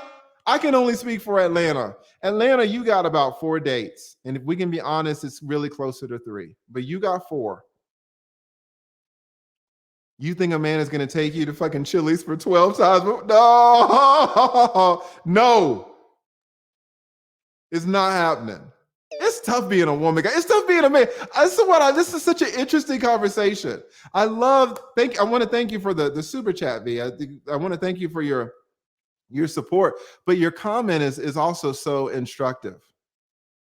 And it does provide a balance to what we're talking about because men need to understand that it's not all gravy for women either. Men, if you are an attractive woman, you will get so much attention and it's hard for you to choose who's being real and who's not. Right? I hope you'll come up. I'm gonna drop the link. I hope you'll come up. But thank you for that because you know a lot of what you're saying is absolutely right. Shout out to Jay Daniels. Sorry about that. Got Luke Hazley again. What does Luke Hazley say? Thank you so much, Luke Hazley. Lucchese says, it seems to me that modern women participating in the dating game with such lofty expectations that the minute a good man shows a single flaw, they are discarded. Ooh, this is deep. This is deep. You know who echoes what Luke Hazley just said? Do you know who echoes it? Look who's looking down at Luke Hazley. Look at who's looking down. What does she say? What does Luke Hazley say? She says, it seems to me that modern women participating in the dating game with such lofty expectations that the minute a good man, she says, the minute a good man shows a single flaw, the minute a good man shows a single flaw, he's discarded. The minute, and listen to what she said, she's so precise. The minute, what did she say? A good man. He's a good one. She didn't say he was excellent, but that's not necessarily what you should be looking for. You should be looking for good men because you're not excellent yourself, probably, if you're a woman. It's hard for people, men and women, to be excellent. Luke Hazley said that women with such, and she didn't say all women either. Let's be fair. Like, Luke Hazley is super precise. She says women with such lofty expectations that the minute a good man shows a single flaw, he's discarded. If a good man shows a single flaw, he's discarded. What did your girl say? Look here. What are these women looking for? What does April say these women are looking for? April says, Luke Hazley called it. She said these women are looking for perfection. She says it right. And listen, guys, it's in all caps. It's in all caps. Looking for perfection. Luke Hazley's absolutely right. She's absolutely right. Right? It's jacked up. The whole damn thing is jacked up. Thank you so much for that, Luke Hazley. Not only for the super chat, again, you're so gracious, but your comments are so on point. It's like, damn. What does the story say? Right? If a man takes you to 12 times on Chili's, a story to tell him, like, that's a lot of baby back ribs. You try to tell me you trying to make V. I want to know if V is still around. Don't put this in the super chat. I want to know if you think that men are only looking for sex, right? How long do you want to make a man wait to test if he's only looking for sex or not? Like, how long are you making him wait? It's tough as a woman because you don't have 12 times. Your boy Story tells that, listen, I can't eat all those ribs. Shout out to the Story to Tell. What does Ingram Experience says, what she means is I haven't been able to find a 6'6" man who looks like Idris and makes 6 to 7 figures. That's the dude. That's the name I was looking for. I can never remember that man's name. Idris Alba, right? Thank you so much. And this is another man who's 6'7" himself. All y'all 6'6" men, 6'6" men, 6'7" men. Trash. No, not trash. I think this is I think this is Steel Curtain. Shout out to the Steel Curtain. Thank you so much. Thank you, Steel Curtain. Appreciate that. Thank you for the super chat. I saw a video of the Ingram Experience. He was like, "Oh man, I'm 45." He was on the basketball court. He just dunked it. I was like, "Fuck." Just 6'7" out here just dunking, right? But it's like most men aren't doing that. What does Joe Ethereal say? Thank you so much, Joe. What does Joe say? The body count is a direct correlation to a woman's ability to pair bond with a man psychologically and mentally. Okay, let me think about this. I don't have technological chaos here to translate it, so let me think. What does he say? The body count is a direct correlation to a woman's ability to pair bond with a man psychologically and mentally.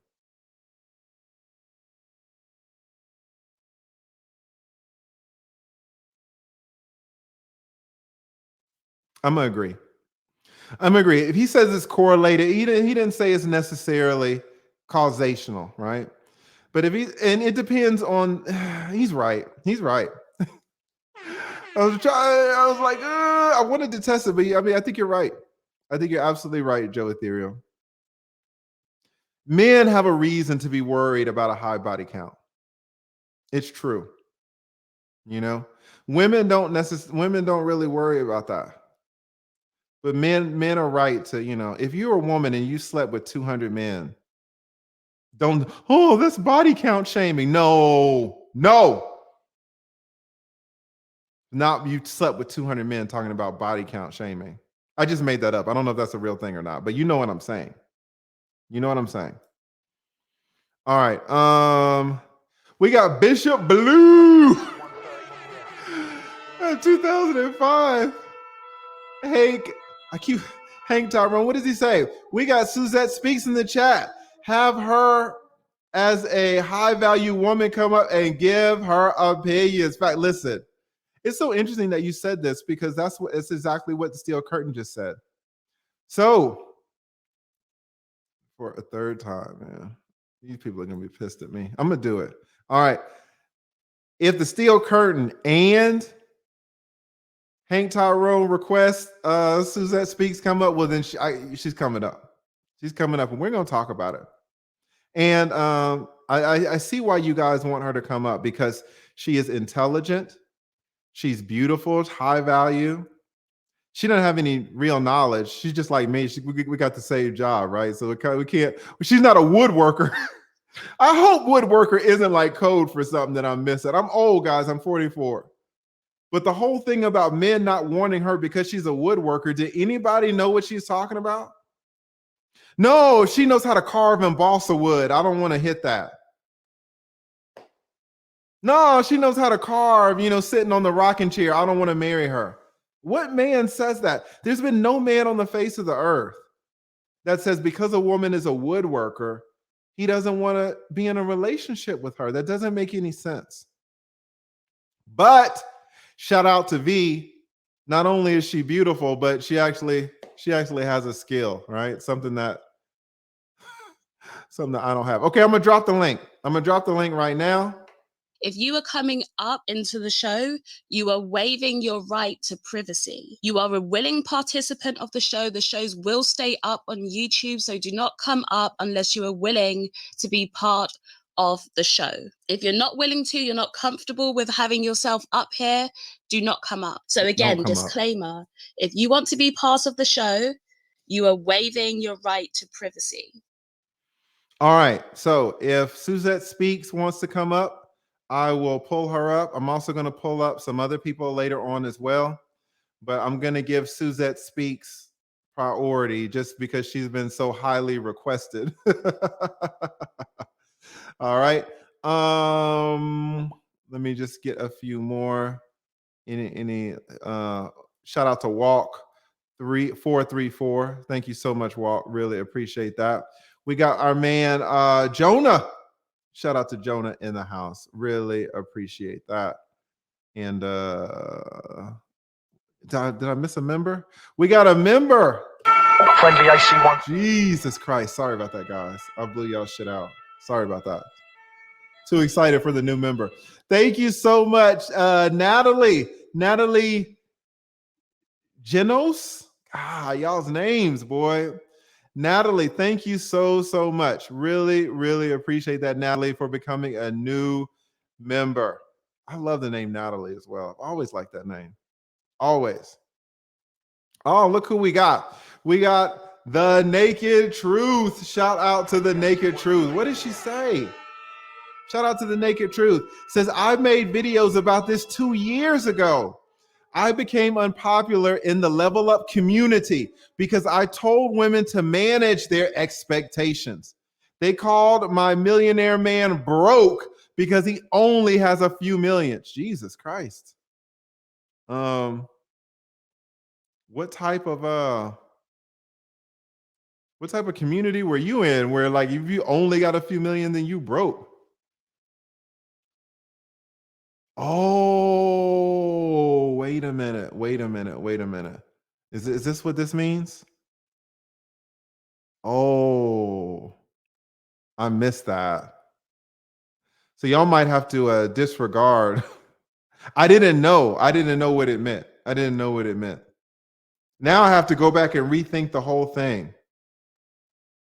Now I have to go back and rethink the whole thing because this puts another spin on it. So thank you so much, Ellie. I didn't realize that. So whatever I said about V's comments, just put those to one side. Don't hold me to what V said because I did not know what we were talking about. So I apologize for that, V. I apologize for that. The Naked Truth. And y'all go check out The Naked Truth by Annette Ward. She's an excellent content creator. Excellent videos. So and she said she became unpopular. Do you know who else has garnered some unpopularity? Do you know who else now has garnered some unpopularity with the Black women? Your girl. She's getting some backlash. Now, there are people who are still rocking with her because she's been in the space for so long. There are a lot of Black women calling her ass out now, though. So where Annette got a lot of backlash, she's not Annette was not the only one, right? Not the only one. So thank you so much for that, The Naked Truth. And we got Rajan Modus Super again. What did he say? Woodworker. She's been passed around more than a jar of mustard at a hot. I didn't realize, guys, I'm old, so I didn't realize that. Damn, y'all have me talking about stuff I don't even know what I'm talking about, man. That's embarrassing to talk about stuff when you don't know what the hell you're talking about. And I know all of y'all were like, "Oh, Lee, no, what she means is, I'm struggle streaming, guys. Thank you so much, Flex Appeal. I love that name. Thank you so much, Flex Appeal. Really appreciate it. Thank you so much, V. I build furniture and chessboards. Men see my skills as masculine. Now I'm confused. Is she? Guys, y'all got my head spinning because now, I mean, this is just not true. I mean, this is why am I being conned here? Is this a prank? No man on the face of the earth has said, I'm not going to marry you because you build chessboards. That's insane. That's insane. Now, a lot of men have said, I'm not going to marry you because you're a sex worker, right? I get the sex worker. I understand the sex worker. I get that all day long. But you build, oh, no. She builds couches, man. I can't marry that. I can only hit that. I can't marry that. She builds tables. Like, it's just not true, right? It's not true. She said, that's what okay. We'll say that then. Say that one man on the planet justified divorcing you. Do not put what one man said, your ex-husband, by the way, the man who has a reason to be prejudiced against you, the man who has a reason to look for justifications against you. Say that one man in the world said, oh, because you build chessboards, I can't be with you. But don't put that on men. That's where you're making a mistake. That one man who divorced you or you divorced him, however it went down. I know for a fact, I know better than the 1,600 people in the chat. I know better than you that people who divorce will say anything. Truth, lie, half truth, half lie, quarter truth. Anything that comes to mind will come out of that mouth. Anything. So if you're saying, oh, well, men don't want to date me because my ex-husband back in 2014 told me that it was too masculine for me to make chessboards. You guys might not know this. I was the chess club president at the University of Georgia, at UGA. If I found a woman who could make me a damn chessboard, that would be like a prized possession. If a woman could make a chessboard with her own fucking hands, and I can't even change my oil, that is a plus. What are you talking about? You think I got skills? You think Suzette Speaks got skills? We don't know. We're just attorneys. You can actually make things, and the guy's like, "Oh, I'm not." Okay, now I see where we're going. Yeah, now I see where we're going. Right? Oh, we got another high value man in the house. Another high value man. What does he say? TLA. Wait until you see my new setup. $3,500 in equipment. A small price to pay for greatness. Moderators, if you could drop this man's channel in the chat. He is about to kill the game. High value man about to kill the game. United Fitness, if you're still listening, go on my website and don't book a session. Just look at a time that you are available. We can do another private one-on-one. All right. Don't book the session. Just look at the times and shoot me the message through Patreon. And I'm super excited. I don't know if do you want your session before or after? If you want it now, we can do it whenever you want, or if you want to wait so I can give you tips on how to set your stuff up. But I'm excited, man. You balled out $3,500. Jesus. What does G Firm say? I'd marry a woman who builds furniture. Right? It doesn't make sense. What she's saying doesn't make sense at all. At all. But I mean, it does if she's going to apply what one man said in her past, and if she's going to try to apply that to every single man in the nation. That makes sense. It's a flaw, but I see the error that she's making, right? But yeah, shout out to our man United Fitness, guys. Awesome content creator. Please go follow him. I am subscribed to him myself. What does Fly Guy say? We got furniture. Yeah, I ain't never going to the furniture place. Where's furniture? I don't even know, right? My baby gonna make our couch. My baby gonna make our damn our California king, right? How hot would that be to pound it out in a bed that your wife made? All right, that is a little demasculating now that I think about it. Oh my God. Thank you so much. All right. Let's bring up let's bring a shout out to Kara G's podcast. TLA, I got better lights after your YouTube setup. Got a key light. Very insightful. Yes. Do you all also know? Guys, you guys are doing so well. I look at y'all's new studios, man, and I am so filled with joy. I saw our man, Uncle Stu. I saw a video that he did like a couple of weeks ago showing the lighting that he had. The set of his light looks so much better, his lights. Your girl, Miss B Finesse, her lights look so much better now. Her face isn't all blown out like it was before. You guys are doing so great, man. You are doing so great. Thank you so much, Kara Juice Podcast. I really appreciate it. Really appreciate it. All right, guys, here we've done it again. All right, we've done it again. You know, almost 2 hours into this bitch, and I didn't do my monologue. But listen, I'm working my monologue in to everybody. I'm going to work it in.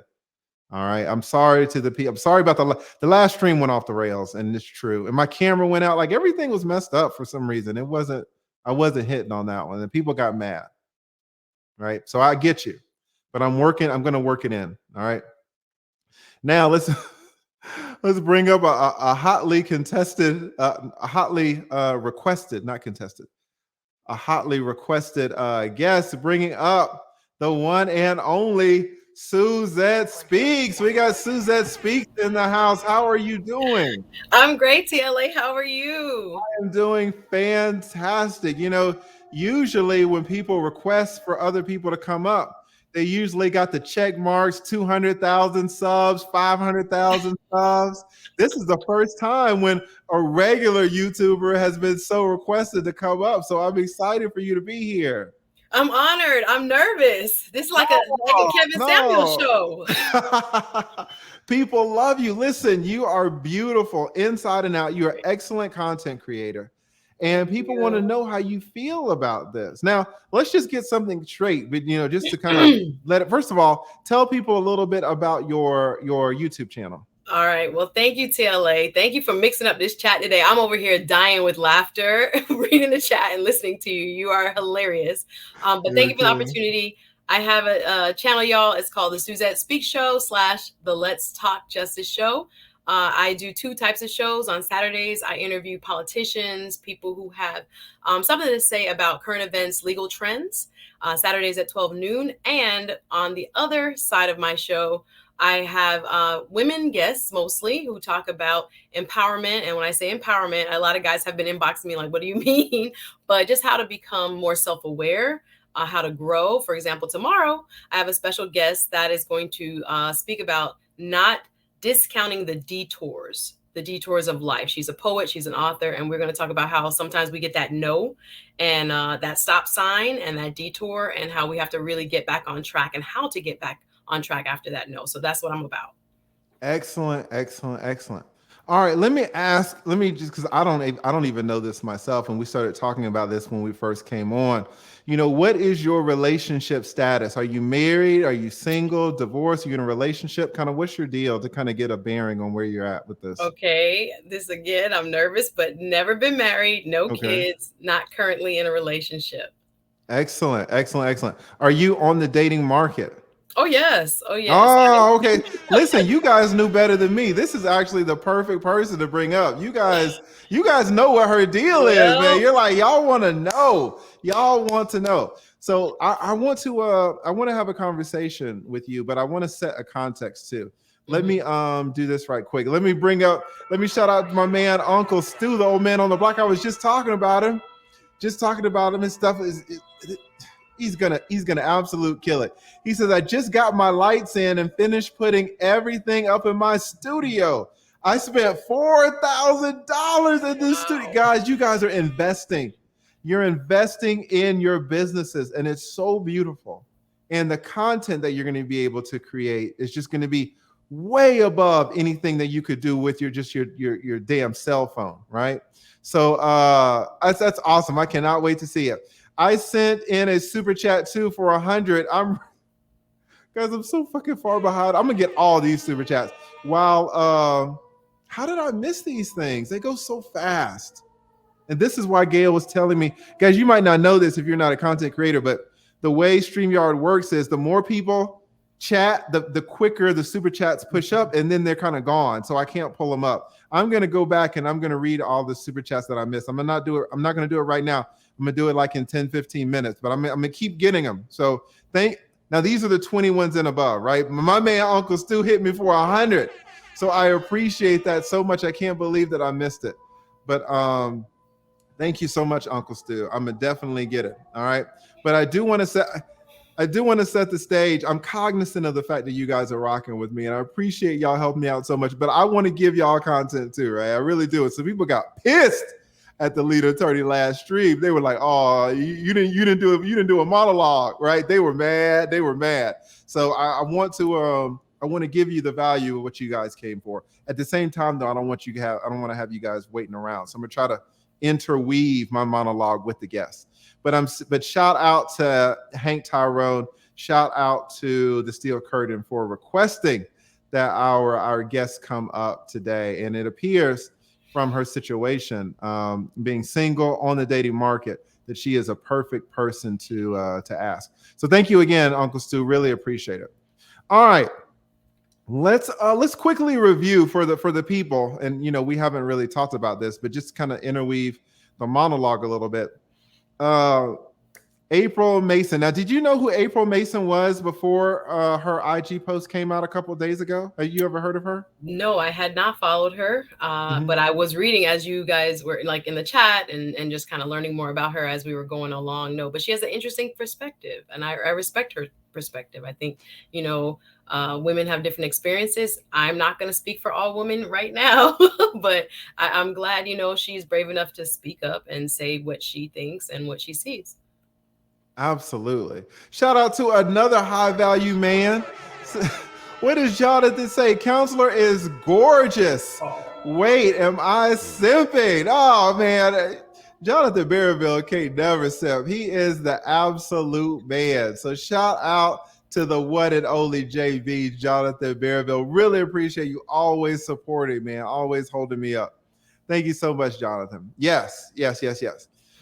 All right, so what are we talking about? We guys, there's this woman, and listen, I really want to call a spade a spade. You know, Suzette says, oh, well, you know, she has a perspective, you know, she has her opinion, and that's true. Her opinion should not be given the same amount of weight as just a regular person's opinion.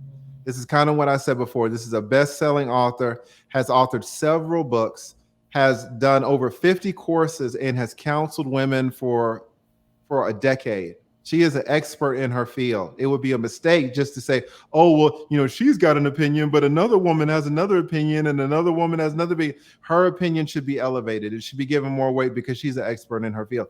What she does, guys, is counsel women, specifically Black women. She's down here with me in Atlanta.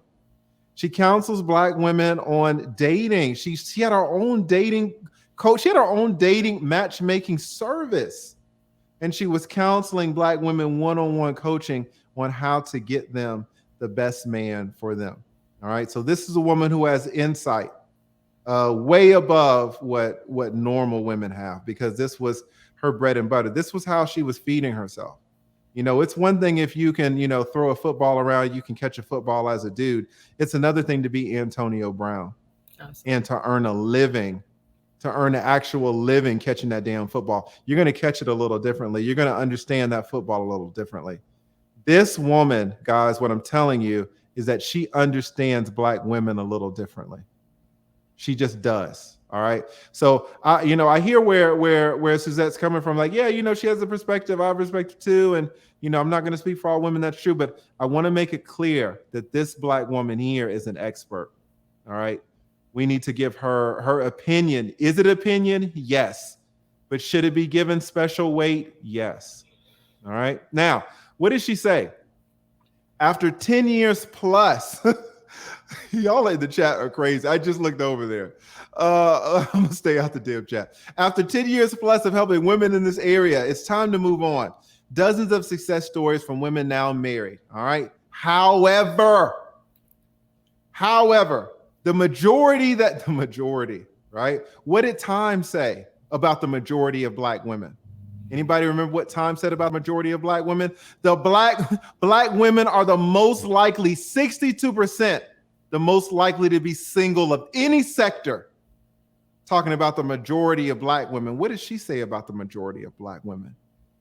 Unrealistic expectations, selfish, fake everything, nails, lashes, everything.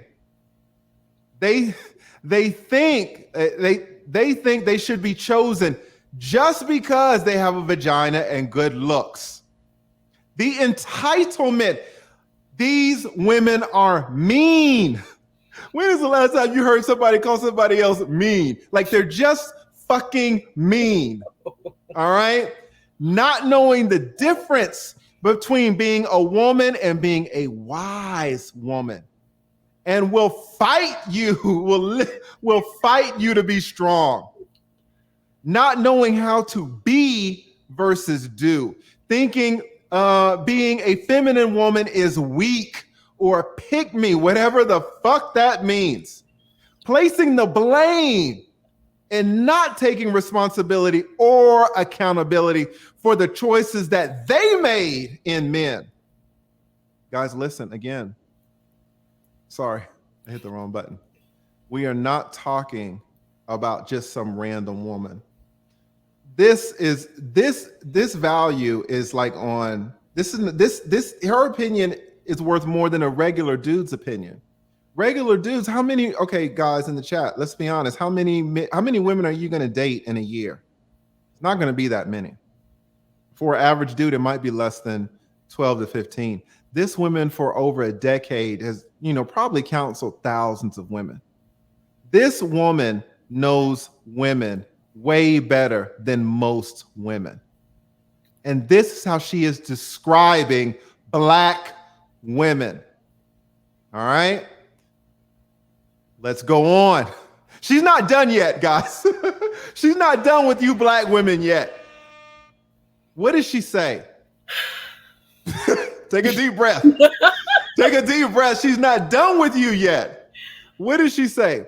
Being disagreeable, defensive, argumentative about everything, period.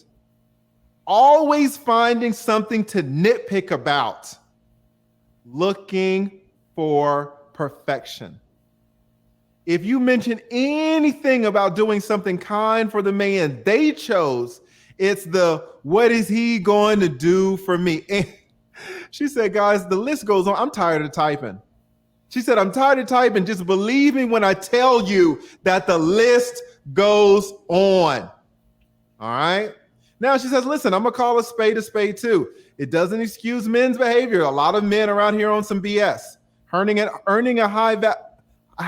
high income doesn't make you high value. And Kevin Samuels would agree. Men would agree with what she's saying, even here.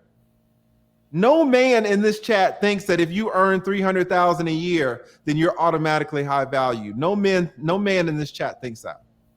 But she says, listen, man, I have made my contribution and impact in this area for decades, right? Over 50 courses that will help women in this area that they can buy or rent. This is a woman who is an expert in the field, and she's telling you what she sees. All right.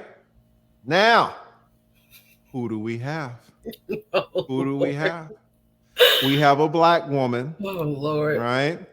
Who is knowledgeable, who is educated, who is attractive. What does time say? You know what time says? It says she's single. All right? Says she's single. Why? Why is it that someone who looks like you, why is it someone who is educated as you? Let me just ask you, just to be, are you 100% Black, or what's your deal? No, I'm black. Okay, listen, you're down there in Miami. All right, listen, in Miami, you don't know what the hell's going on. Lots of mix. My parents are Jamaican.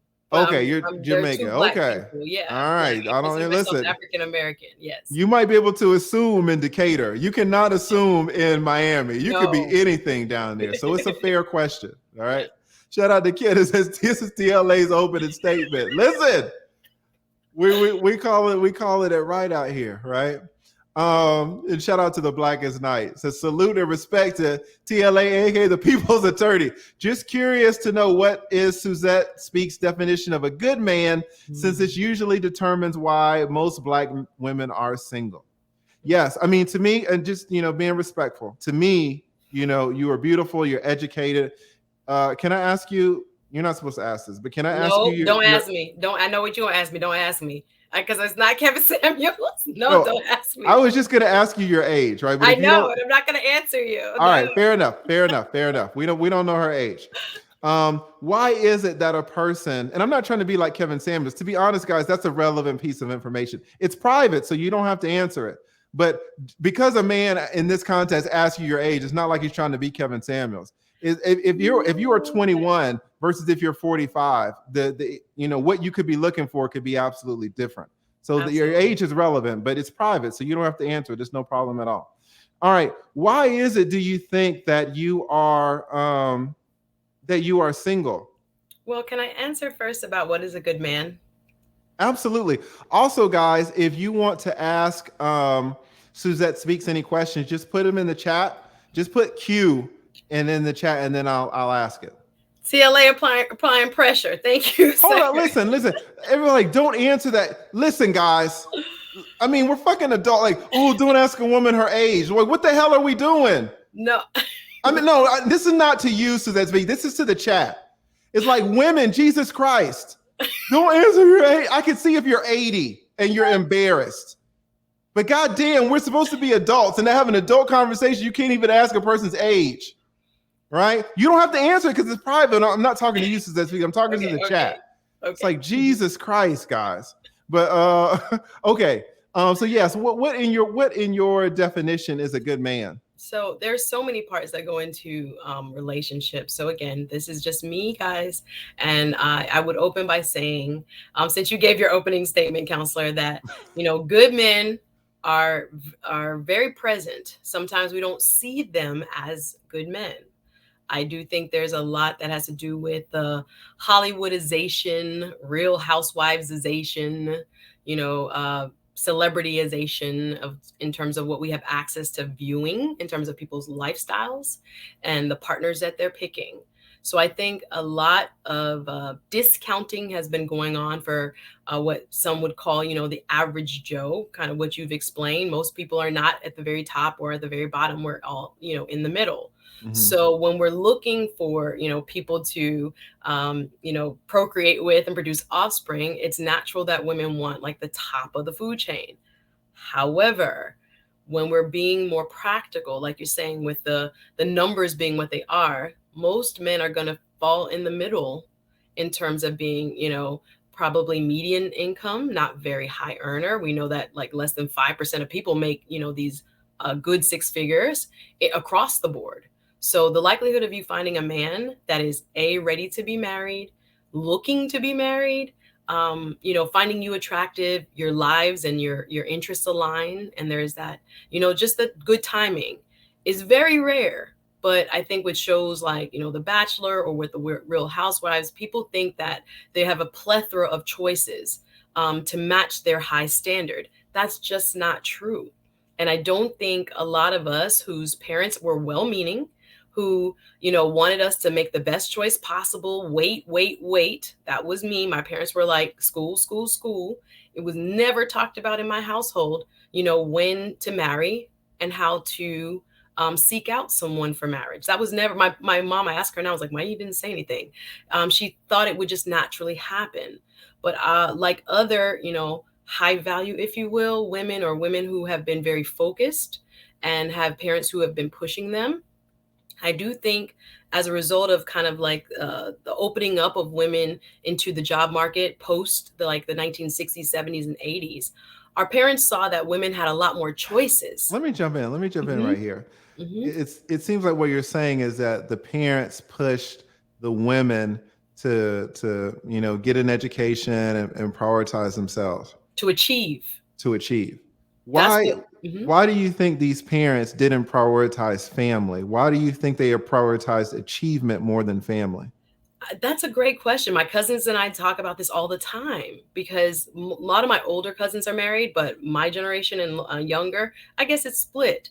But we talk about, we never had these conversations with our parents, how to date, how to look for a good man, how to, consider people for courtship, if you will, to use an old fashioned term, how to, make oneself attractive or available to be found. When they say a man finds a good woman, how do you make yourself available to be found? I think they were just trying to, I even in my own self, just thinking about my experience, babies and having babies early was like drilled into me as being, the worst thing that could ever be done in my life.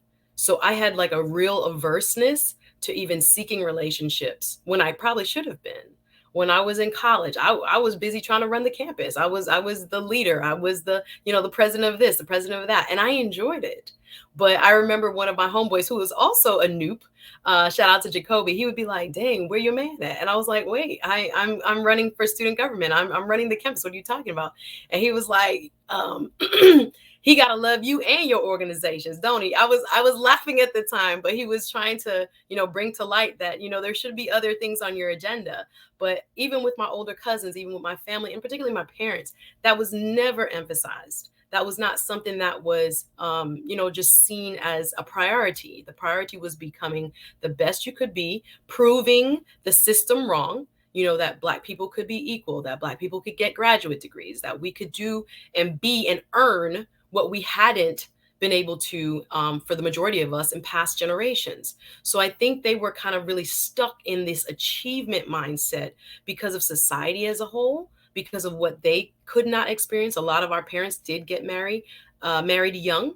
So they didn't have the choices that we have now in terms of education and, quote, putting off marriage, but I look at my friends who did have children young, and I'm like, wow, they're they make out well too. It wasn't like the life stopping scenario that I think many of us who were brought up, fairly, middle class, were taught that, just sex and things that, should be preserved. Your gift should be preserved. For a long time, that was just what the mindset was. It was just go get that degree and then go get that job and that money. It was not, to me, in my household, emphasized as far as the importance of partnership. Even though my parents are still married, most of my aunts and uncles are Well, married. that's what I don't understand. Like, why is it that the vast majority of your family is married, which means the vast majority of your family is focused around family, but somehow that focus was just lost on you and your generation. Yeah, it's scary. Because I wonder, and I don't know, if I had grown up in Jamaica, would I be different? I think about that. Was it us coming and adopting a more Western American mindset? I don't know. When did you Because come over? I was 3 when I came over. 3, So okay. I've grown up here. You're I'm basically an American. Yeah, I can get very Jamaican with you though. I can turn it on when I'm ready. When I'm emotional. But let me ask you this. People want to know your your personal definition of a good man. Because why is it that May I jump in? Okay, yeah, wait. well, let me just ask you that. Listen, let me preface this by saying any question that I ask you, you don't have to answer, of course, right? Sure. But it does kind of give context, right? To where we're at. I'm not going to ask you any crazy questions. But one question I think might be relevant is how long has it been since your last relationship? Pre-COVID, so like a couple years ago. Okay, and how long did that relationship last? I would say give or take like a year. Yeah. Okay. Now, Hank Tyrone from the 404 High Value Man himself wants to know, what, in your opinion, is a good man? I think I model what I think a good man is after my father. My father is a working class man. He's an electrician by trade. My father is just, I think, very hardworking, dedicated, and he shows his love by doing. There's nothing he wouldn't do to sacrifice. He's a very giving and kind of a sacrificing man. I'm sorry. It's a fucking chat. Sorry about that. I'm not laughing at you. I'm sorry. Go ahead. And I will bring a little, and I think this is a part of what kind of I hear in some of Kevin Samuels. I don't listen to him all the time, but some of the overlay, I think, of how Black women are approaching dating has a religious overlay. No one is really acknowledging that, I think, as much as they should in terms of the discussion, in terms of, who you're trying to choose and your Boaz and all this. I think sometimes we have been maybe, what should I say, misdirected or misguided by the church in terms of. Wait. It seems like we kind of trail off. Like, what? I'm trying to pin you down here. What is your definition of a good man? Hardworking, self-sacrificing, as well as empathetic, compassionate, leader, giver, not perfect, definitely not perfect, visionary, wants a family, and will be loyal. Okay. Now you're on the dating scene, you're actively dating. Why do you think it is that it's hard to find a man like that? I think for where I live in South Florida, kind of like Atlanta, you have a lot of choice. Men here have a lot of choice. I don't know what the current ratios are. I think down here, again, image, just like I was referring to earlier, is very important. You are always going to find a good looking woman here. The ratio here is not like the rest of the country. It's not like the Midwest. Let's back up. So when you say choice, what you're saying is that women have a lot of competition. Absolutely. So it's hard for you to find a good man because you are competing with a lot of different women?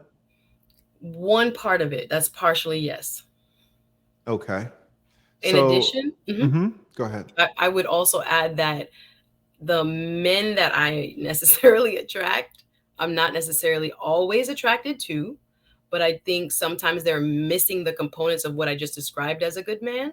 I think emotionally they're not ready, or just maturity wise in terms of what it's really going to take for two people to, you know, be self-sacrificial and put their desires aside to make this union work. Okay, so you mentioned that maybe they're Mhm. not as mature as they need to be. What age range are you typically dating these men? I would say between early to mid 30s to early to mid 40s are where I tend to get the most interest. Young guys, I would say, are like late 20s. I don't think they're mature yet. I think they're still building. So the men in the Mhm. 30s and 40s, they're not Mhm. mature enough for you yet? Some of them no. Some of them I don't know if they are trying to figure out how they're going to make money. I think that's a big deal when it comes to starting a family. At least have an idea, or be working towards how to be stable. I think down here you have a lot of what Kevin Samuels, again, I don't watch him all the time, but I've caught a few episodes, what we call like kind of like that serial entrepreneur. Everybody wants to be their own boss. And you have a good number of people that are trying to, you know, maybe carve their own path, but they are not as stable as one would want if you're considering them for a real, you know, long-term relationship. But yeah, I don't think the standards a lot of times that women have are realistic, but I do think for those of us who are trying to just find a good-hearted person, someone who is loving and wants to be loved in kind of like a deeper way, I think that's not easy just to stumble upon. I think if you're in college, I think the odds are greater. Y'all, if you are young in college, start looking. I should have been looking when I was there. I think you tend to get, you know, just kind of caught up in life, caught up in your own achievement in trying to push, you know, towards that next goal, make more money, get a better job, climb the corporate ladder. I do think an emphasis for me, I can just speak for me. Like I said earlier on, there was not an emphasis on finding a match. It was just like, get your, you know, self together, try to become the best person that you can become. But I do think, you know, I have friends, probably my friends are like half and half. Found husbands, some found them early, some divorced early, some remarried now, and then others who, you know, found a great, what appear to be long-term match. So I know a lot of married Black women. I'm encouraged by it. And again, I don't know. I think it's a mixture of circumstances and different elements as to why people don't necessarily find or have access to, I believe, the type of person, or, you know, the good man I think they would want in their lives. But yeah, Okay, I'm let not me ask searching you for the this. millionaire. I'm not searching for any of that. Yeah.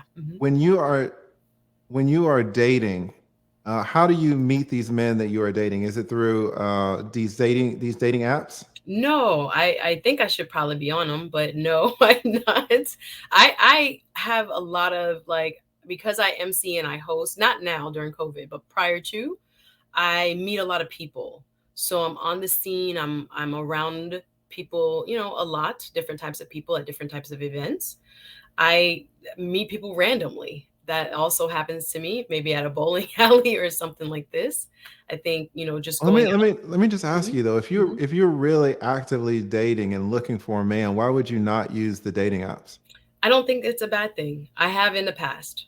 I'm not currently on them. I have in the past, but I don't think it's a bad thing. I think it's actually very helpful, and I know people who have married people they've met on those dating sites. Yeah, so that's what I'm, I guess, trying to ask you, because if it's helpful, why aren't you on them?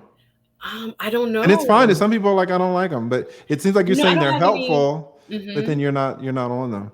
Yeah, I don't have any rhyme or reason as to like I'm against them, or just in this season, I have been focused on trying to like build some couple other things, but I'm not on any actively right now, but I would. I'm not against them. Got you. Shout Mhm. out to I'm a 10 Nope, a huge supporter of the channel and the live stream. Thank you so much. Says I need a couple of Red Bulls now. It's interesting. Charlie asked a really good question that kind of dovetails into what we were just talking about. Says, listen, is marriage a priority for you at this point? I think yes. I All right, think well, let me just push back on that though, because how can you mm, say marriage, and we're, It's love, right? So I know. it's love.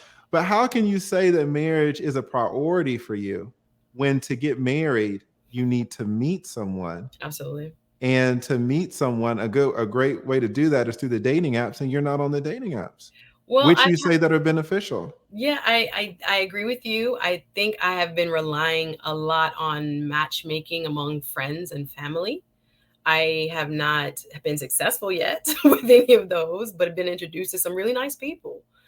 Some live too far. We're like in different states. But I agree with you. I probably should get on it like ASAP to make sure I'm not missing out on an eligible pool. I do agree with you. I think it is important. It's been kind of COVID-y and very like this season, I've kind of just, been shifting, figuring out what I want to do. And some other projects have taken my attention, but I do agree with you. What does COVID mean? COVID means just reassessing and seeing what's important, seeing who. I think a lot of us went back and just looked at our past relationships or look at our current friendships and just kind of taking a step back. So I wasn't really like out there. Obviously 2020 wasn't really much out there, to be had. But yeah, I was kind of like just reassessing, self-evaluating, life. And in doing so, I'm just looking at life, I guess more intentionally. But yes, one of the parts of life that I just been thinking about that, partnership for women particularly is very beneficial. And I don't think and see, that's the thing. That before. Right. And I want to shout out my man Ant26. Says, hey, TLA. And see, this is the thing, right? Shout out to Ant26. He's always supporting your boy too, man. Thank you so much, Ant. Says, hey, TLA, listen, let's just get right to it. All right. For Suzette, question. Are you putting in the same effort to become a wife as you did for your career? If no, why should you get the outcome that you desire? And let me say this. I think this is a perfect question. He's asking it in a much more straightforward way that I'm kind of asking it. But it's like, listen, if you're saying that being a wife is a priority and you are saying that the dating apps, is a great way to meet people, but you're not on them, why should you expect to get any outcome? If you're putting this effort into, you mentioned your other projects that you're having right now. I would imagine you're putting effort into those projects, but you're not. Are you putting the same effort in becoming a wife? Because you say, oh yeah, that is a good idea. Maybe I should do this. Or that is a good idea. Maybe I should do that. But it kind of seems like there's not a lot of effort being put forth to it. I definitely understand your point, and I definitely gather the crux of the question, which is effort in your eyes. I'm asking would mean getting on the apps, constantly looking for a man. Is that what effort? Effort means making yourself available to the reasonably largest pool that you can, so that you can meet. So, all right, here's the issues is that when you listed your list of a good man, every element that you listed combined with the others, it means that the pool got smaller and smaller and smaller. If you just say that you want somebody compassionate, fine, it's here. But then you want somebody that's hardworking, and you want somebody that's caring, right? You want somebody that's dedicated, right? And then I don't know, maybe you want somebody that's Black. And you mentioned that there's competition, right? So it goes smaller and smaller and smaller. So now you're left with this little pool. And so for this pool that you have to get into to make yourself available, you have dating apps which can inject you into this pool. You're like, no, that's a good idea. No, I don't mean it with that nonchalantness. I don't mean it with that at all. I told you I've used it before. Right, but you also said that yeah, you said that you met some of your friends are married because of the apps. And so this is what Ant is saying. He's like, listen, if some of your friends are married because of the apps, get on it.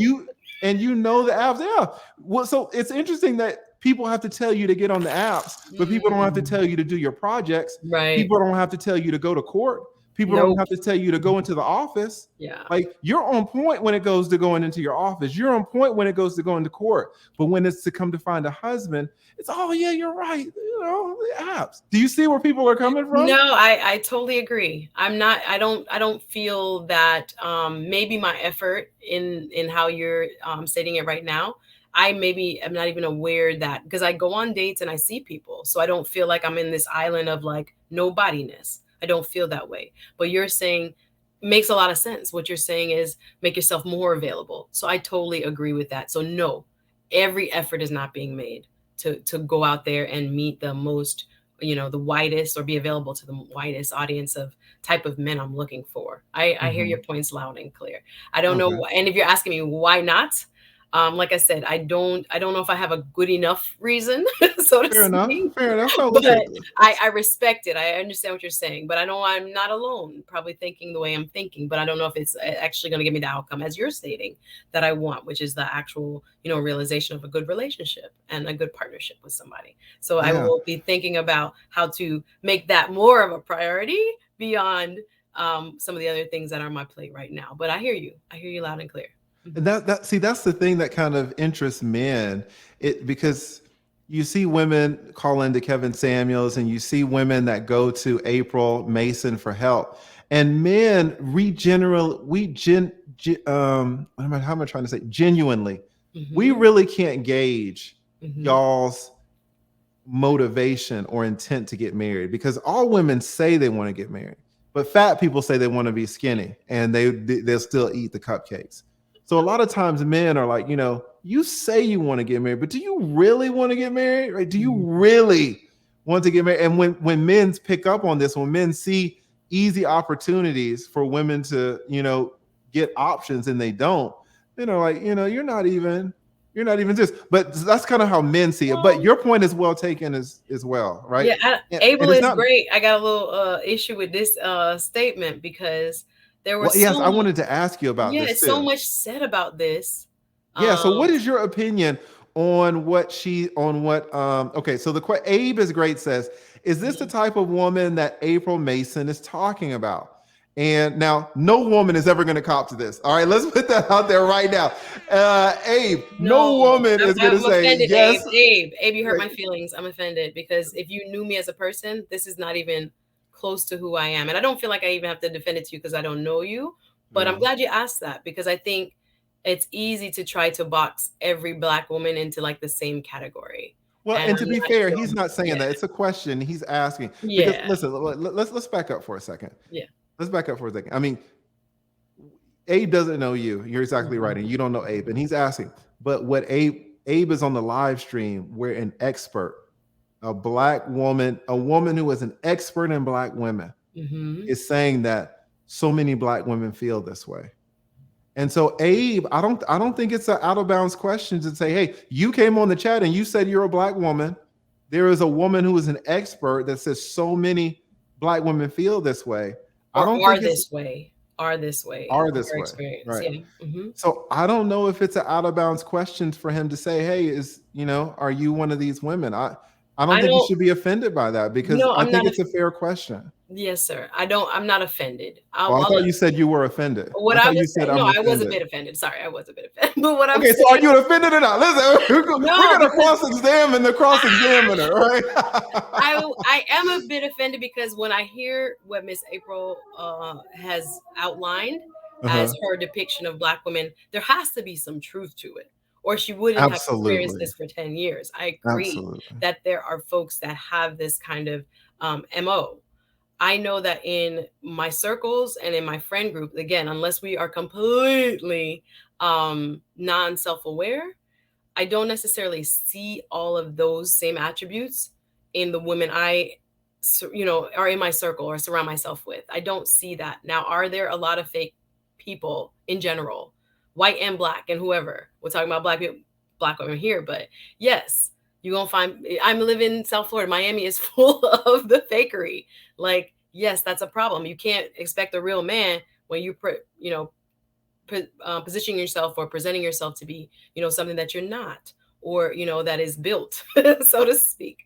I do agree with some of the points, but in my experience and how I think and my friends think, that is far from, and again, I might be in the minority. I might be, not who she's typically dealt with, but no, I don't think, I feel like that's a bad assumption that all, in the chat before I came up, I kept thinking all, she gonna say all Black She didn't say all. She didn't say all. But that was my issue with what he just said. I'm just like, no, I don't think we allow. With what? Who said? Mr. Abel. No, he just asked if you are one of the types of women. He wasn't saying all. No, I don't think you said all. What I'm saying is, my question to the chat was with regards to like us pinning every Black woman in the same box. So he was asking me if I feel like I fit in that box.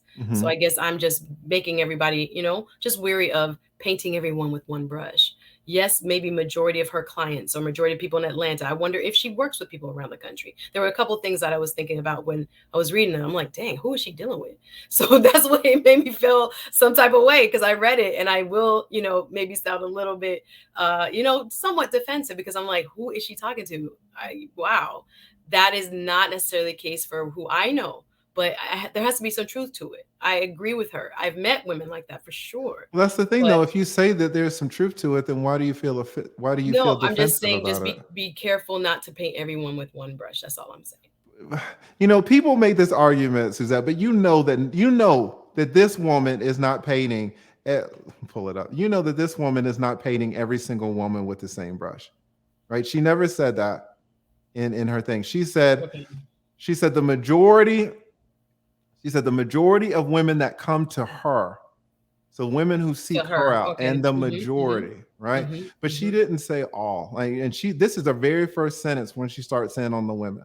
So when people say, "Oh, well, don't paint everybody with the same brush," it kind of seems like a deflection because no one said that in the beginning, right? But your point is well taken. Let me jump into Millennial Mark TV. What does he say? Thank you again so much, Millennial Mark. Says, mature in what way? I hear women say this on many platforms, but I've never heard what they specifically need. Maybe I'm just an anomaly. You are. You are an anomaly, Millennial Mark TV. But I know many late 20s, early 30s men on their purpose, and sadly, they'll get looked over. This is so true. This is so true. What is Clout Chasing? Shout out to Clout Chasing. We can see you in a while. Thank you so much. Clout Chasing says, she makes enough money, so a husband is not a priority. No, let me ask you. Go ahead. What do you think about go this? ahead. Sorry. Go ahead. I'm interrupting you. You go ahead. I really finished. Yeah, I was just reading the super chat. What do you think about this statement? I disagree with that. Why? I think as I was kind of trying to paint the picture before, there are many of us who are. I don't want to interrupt you, but let me just say this before you answer. All right. Yes. Because he's saying she makes enough money, so a husband is not a priority. And you're saying that that's not true. And fair enough. And you can talk a little bit about the first part about the money. But if you're going to argue the fact that you disagree that you're saying a husband is your priority, when you do go to the office every day, when you do go to court, it's hard for you to argue now that making, you finding a husband is a priority when you're not using avenues that work. You have friends that have used those avenues that work and you decide not to use them. So it's hard in this season, but yes, sir. In this season, all right, whatever that means. But I got you. I got you. I hear you. I got you. You're like, because I don't understand using the season. Like you still go on dates. So I do. So I mean, what does season have to do with it? If you're still going on dates, if you're still meeting up people at the bowling alley and the grocery stores, and you'll go on dates with them, what does the season now have to do with the dating apps? No, I hear you, and I think I might have to just jump on them. No, I want to know what the season has to do with it. No, I think just this is how you cross-examine people. No, he's pinning me down, y'all. This is textbook, and I love it because the point you're making, I 100% agree with. Clearly, there are other avenues that I'm not taking advantage of, and clearly I should be. But as far as making enough money, I don't think you understand the the desire of one's heart to be with someone in a healthy, just fun, and stable, which I say partnership. Like the money for me, that has nothing to do with it. I'm just like, if you could read my heart and my heart's desire, that's far from the truth for me. But yes, I have to go to work. Yes, I don't have anybody else necessarily to kind of, go, lean on each other. So I have to break bread. That's a part of kind of like the catch-22 of being a single woman. You have to still do what you have to do. There is no, body to back you up, if you will. But I don't think of it that way for me personally. I don't know what other women think, but I make enough money because no, I think there's so many more advantages to a partnership, a healthy partnership, that I would want that what I make, and yes, I'm holding it down, but what I make is not, mm-mm, mm-mm. And I would date people that make less than me. I don't think people believe that, but I would. If the spirit is right, that the mindset is right, the maturity is right, I don't look at that. And I have several friends actually that make more than their husbands. Yeah, let me jump in right here. Shout out to Uncle Stu. He says, I'm ready to speak with her one-on-one. She married her job for love and security. Let's talk about it. Yeah, Uncle Stu, I appreciate that. I don't want this to come to, I don't want everybody else to start asking her questions live, right? Y'all can see I'm an expert at it. And we, I can do it, but I don't want her to feel attacked. I don't want her to feel attacked. But if you want to ask her a question, you can certainly do it in the chat. But we're gonna respect her, and I know you would be super respectful, Uncle Stu. But I just don't want her to feel like I'm pulling people up to take shots. No, this is right? Not Kevin Sam. I was really afraid. I'm telling you, when I saw what the chat was. No, I know the chat has been wild, right? Shout out to the chat, but no, we're not. Suzette, you know me. Like, you don't know me, but you've seen enough of my videos to know that I'm super respectful. But I do call out stuff, right? I mean, but on both sides.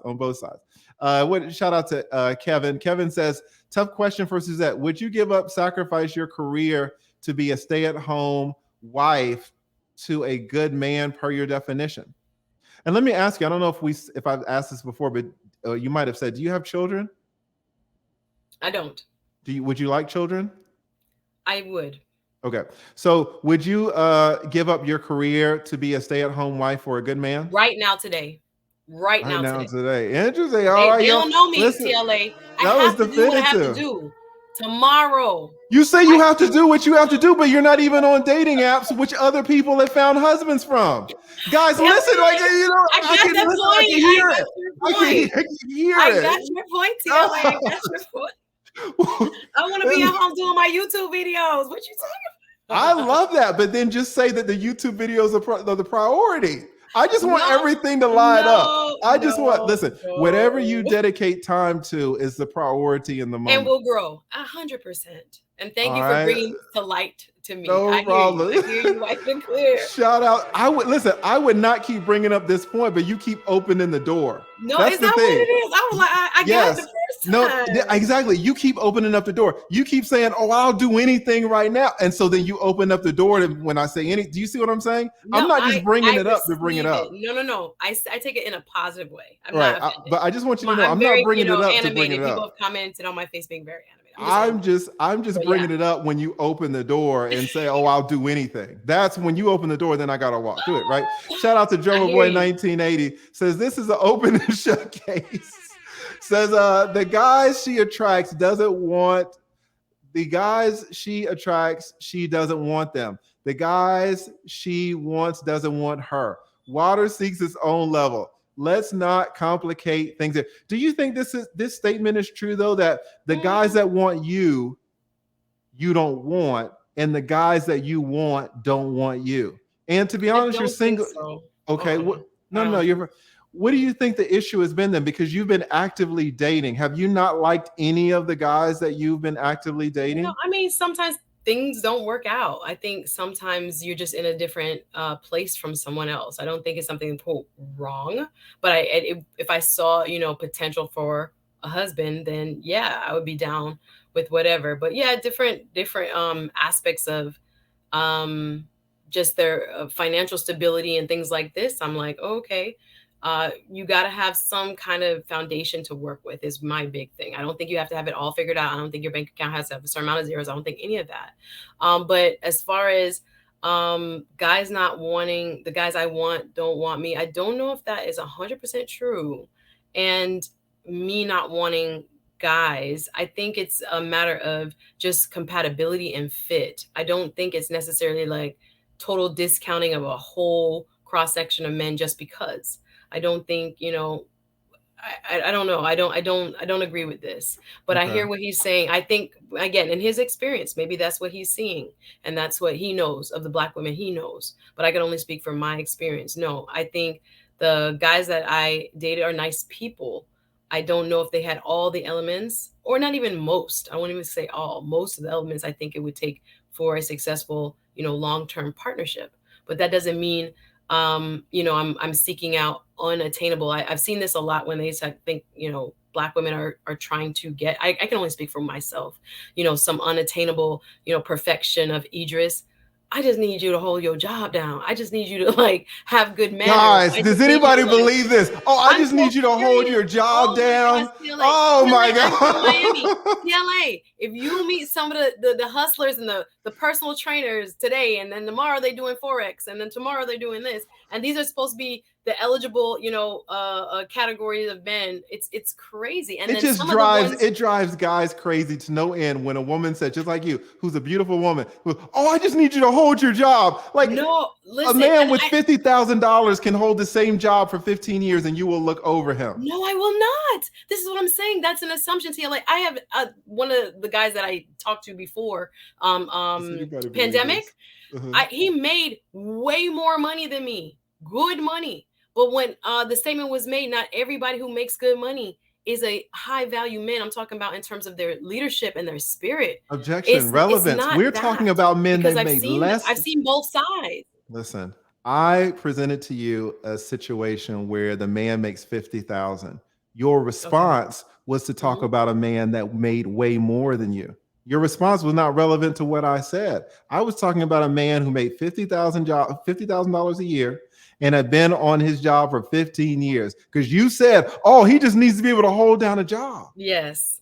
And your response to that man, wait. Your response to that man who made $50,000 was to talk to me about a man that you were thinking about dating or dated that made way more than you. Yeah. Do you realize that you talked about the opposite situation that I'm talking about? I hear you, counselor, and I guess I was trying to make a juxtaposition, but you want me to just address the lower salary? You could just address what we're talking about, right? Because we're talking about a guy that makes $50,000, and you talked about a guy that makes like $500,000. No, there's nothing wrong with that. I don't think that anything is wrong with that. Gotcha. I think I don't know. I think there are people who just are not compatible. Like I think sometimes guys, listen.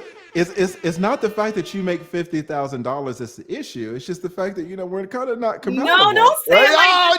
Are you hearing this? It's all women always go to the compatibility. But what does it mean? It means you make $50,000 a year. I'm just teasing. I'm just teasing. How you think, how you respond to issues, how you deal with pressure. There's certain things that you see in a man's personality when you go on dates with him and you're seeing like, oh my gosh, I'm not trying to live. I'm gonna have to live with you. So if I see behavior. All right, listen, wait, let me jump in. All right, you guys. I know I've missed a lot of super chats. Let me pick them up right quick. Shout out to give me 1 second. Shout out to Senator 1021 says, do you know what? Okay, this is a question. Do you know what men want from a woman? We heard about your expectations, but do you possess the qualities that men want? What do you think men want in women? This is a good question. I think men want someone who is How am I missing these super chats? Easygoing. Sorry. Yeah. I'm just missing these super chats and it's pissing me off. But I'm sorry. Go ahead. The chat is going pretty quick. Yeah. Go ahead. I'm sorry. Pretty much like the opposite of Miss Mason's list. Like, I don't believe men want anybody who is going to be very difficult, very combative. Focused on herself, very selfish. I think they want someone who is, I'm assuming, going to support what they are doing, support their dreams. Let me just stop right here. Shout out to Ant26. I'm sorry I missed this, Ant. It flew by. Said it's $100 super chat. So thank you so much.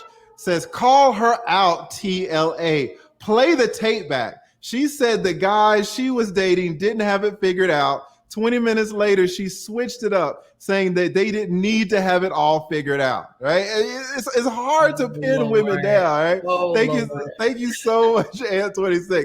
Shout out to Majestic. Shout out to Rodney. Rodney says, could it be she is not prioritizing dating because the man she really wants isn't interested or available? What do you think about that? I don't. For me personally, I don't have anybody in mind. Like in my sphere that I'm pursuing or I wish I could have or anything like that. So for me personally, I don't think that's me. No. Got you. Ant26 again. Thank you so much. Ant, it's crazy. I'm sorry I missed that last one.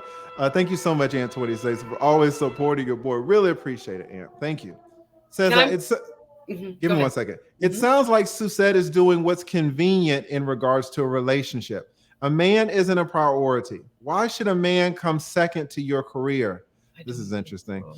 Is that fair to the man that meets all of your requirements to ultimately come second in your life? What do you think about this? I can read it again. I think a man should come second to your priorities. That is like the opposite of what I think.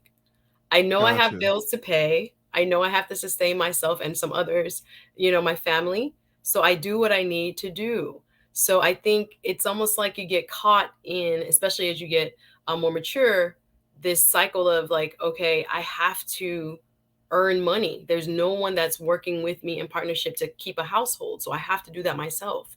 Do I desire to do that? Would that be ideal? Not necessarily, but I don't think it's necessarily a prioritizing over. I don't think that. I don't want you guys to put words in my mouth that I'm prioritizing a career over. I think that's like the stereotype. That's like the Tyler Perry trope. That's like, I personally don't feel that. I think especially in just my self-awareness, partnership is important. So I don't think that at all. Gotcha. Let me shout out to don't treat no witness hostile. Y'all already doing me dirty. I can't even read the chat. I gotta read the chat. Ain't it messed up? And they're like, oh, get Suzette up. Get Suzette up. And then you come up and that the chat will set you up, guys. They'll be like, oh, the chat loves me. They want me to come up. And then bam. I said, not figured out, meaning most of his stuff was not figured out. But you don't have to have it all. Okay. Listen. Shout out to the Steel Curtain, man. Listen, shout out to the Steel Curtain. Steel Curtain says, time is a fleeting moment. Therefore, there's no time like the present. Facts. Steel Curtain asks, has Suzette thought about using a matchmaker? This is interesting. She can't even use dating apps. Have you thought about using... I didn't mean to. That slipped out. That was in your mind, sir. I was like a matchmaker. These things cost like 15,000, 20,000 and she can't even get on a free app. But let me be fair. Let me ask the question because it's Steel Curtain. It's a serious man. Have you ever thought about using a matchmaker? I have not, and I've not done it, but I would be open to it. But it's expensive. But no, I have not. Shout out to Clout Chasing says, when COVID hit, she didn't have a man to go get her some water and toilet paper. Yeah, we were all running low on the toilet paper, right? For the COVID. That was crazy. Thank you so much, Clout Chasing. Millennial Mark, I got that. And Abel's great. Thank you. Jamie St. Patrick. Do you have a recipe book and are oxtails on the menu? He's asking the real questions. You done know, baby. Curry shrimp, brown stew chicken. Let's go. Listen, Suzette, can you cook? I can. I'm not the great cook, but I can. I'm not known as the best cook in my family because my family could cook, but we work on it. Listen, Suzette, just let's try to break things down just like the simplest way because a lot of men, including myself, have a question. And I want to be respectful, right? So don't take this in the wrong way. But you're a beautiful woman, all right? You're a beautiful woman. You're educated, right? And you're dating. So you cannot convince guys in the chat that the guys that you were at the damn, Cheesecake Factory with, that they don't want to start a relationship with you. No guy in the chat believes that. They don't believe it. They want to have sex. All right. Okay. But how do you know that on the first or second date? Guys, damn. Wait. Now we're talking. Really, we gonna do that? How do they say we're not it? acting like straight up cap. Please drop them caps, ladies. No, not every man you meet wants you for really you. Some men are just there for what they can get. This is real. That's not everybody. Okay. I heard in your opening, you're saying everybody wants to get married, not at the same time, not in the same season. So everybody you meet is not trying to wife you. All right. Fair. No, your question. You're absolutely right. You're absolutely right. How do you, as a woman? This is an interesting question. How do you, as a woman, vet or decide or distinguish between the men that only want to hit? Because let's be honest. Let's be honest, guys. Let's be respectful, but let's be honest. Any guy that's sitting across from Suzette at the Cheesecake Factory wants to hit. All right. So now she has a problem. Because she needs to decide the men who want to hit versus between the men who actually want a relationship. So how do you make that calculation, Suzette? there are signs and signals Okay. I have seen. Maybe they should be answering, but that No, I what pick have up. you seen? We want to know from a woman's So perspective. if I go out and the conversation goes left real quick. So it's like, get to know you. Hey, where you from? What you do? What do you like to do in your spare time? Kind of fun stuff. It switches from maybe like, what's up with your family? I'll ask about the family structure. Like, hey, you grew up with your mom and them, or who raised you? That kind of thing. I'm trying to figure out who, how this person developed. And it'll just go left real quick. It'll be like, not, I guess I can't repeat everything here, but No, you not can so. repeat it. It's not like it's gonna get monetized anyway. Go ahead. We want to know. We Not want to know. so Listen, the G-rated. people I'm asked trying to you to hold my come up. modesty. The people asked you to come up. They want to hear directly from you. They don't want to hear from me. And So they I want can to be hear. roasted. They set you up. Fucking people in the chat, man. The chat is undefeated. They are undefeated. I'm like, bruh, I was nervous. Y'all done put me on a Kevin Samuels episode. I'm just trying to live my life. No, but meet listen, somebody nice. So how do you? Here you go again. I'm just trying to meet somebody nice. Guys, like, listen, this is what kills us. When the women, you say, oh, I'm just trying to meet somebody nice. What did you say 10 minutes ago? I'm just trying to meet somebody that can hold down a job, right? But it's not true. You have a, How you, is when that I, not true, Tim? because when I asked you, right now, you just said, Oh, you going back to the apps. You going back to the apps. Okay. I was not. No, I wasn't going to the apps. Okay. You just said, and I quote, if we could have the court reporter read back, you said, I'm just looking for somebody nice. That's what you said. 10 minutes ago, I asked you, what you wanted in a good man, and you had all of these Was that elements. a long list? Was it long? It had at least 10 things on it. Oh, but and the ironic part is that I don't think nice was on there. No, I but don't compassionate goes with nice, funny goes with nice. Those things go together, I think. Right. Okay, I should have put it on there. But nice personality is nice. I would just say it kills guys when women like you, beautiful women, say, oh, I'm just looking for somebody nice. And men know that's cap. No, you guys, you just said it. Wait, are you saying that's not cap? No. You're just looking for somebody nice. Y'all looking for wives and y'all not looking for wives. I want you to be truthful. Y'all not looking for wives. Y'all looking for hangout buddies and friends with benefits. And friend zone benefits and that foolishness. That's what y'all, not everyone, and I'm not going to say all men are the same. So please don't make me all women, because I'm not the same. But I'm just saying, you're painting it as if every man is trying to wife the girl he takes to Chili's or cheesecake. That's not true. You're making a fair point. Which is why I asked, how do you distinguish? Let's back up for a second. Let's say you go on 10 dates. Out of those 10 dates, what would you imagine would be the number of men who would just want to hit versus the number of men who want a relationship? Remember, I live in South Florida. Okay, that's fair. Fair. What does that mean? Because a lot of people don't know what that means. I think, there's a big hookup culture here. There's a big hookup culture. Okay. So that's why I rely on friends and family to give me vetted people. Right? So you're not like just out there. Because people are just out here just doing what they want to do, presenting one thing, and truly they are other things. So I think out of 10, 7 or 8. Wow. So 7 or 8 just want to hit, and then absolutely. So then that's tough. That's tough. So then that's tough. Because so then how do you? I can imagine that some women would just fucking give up hope.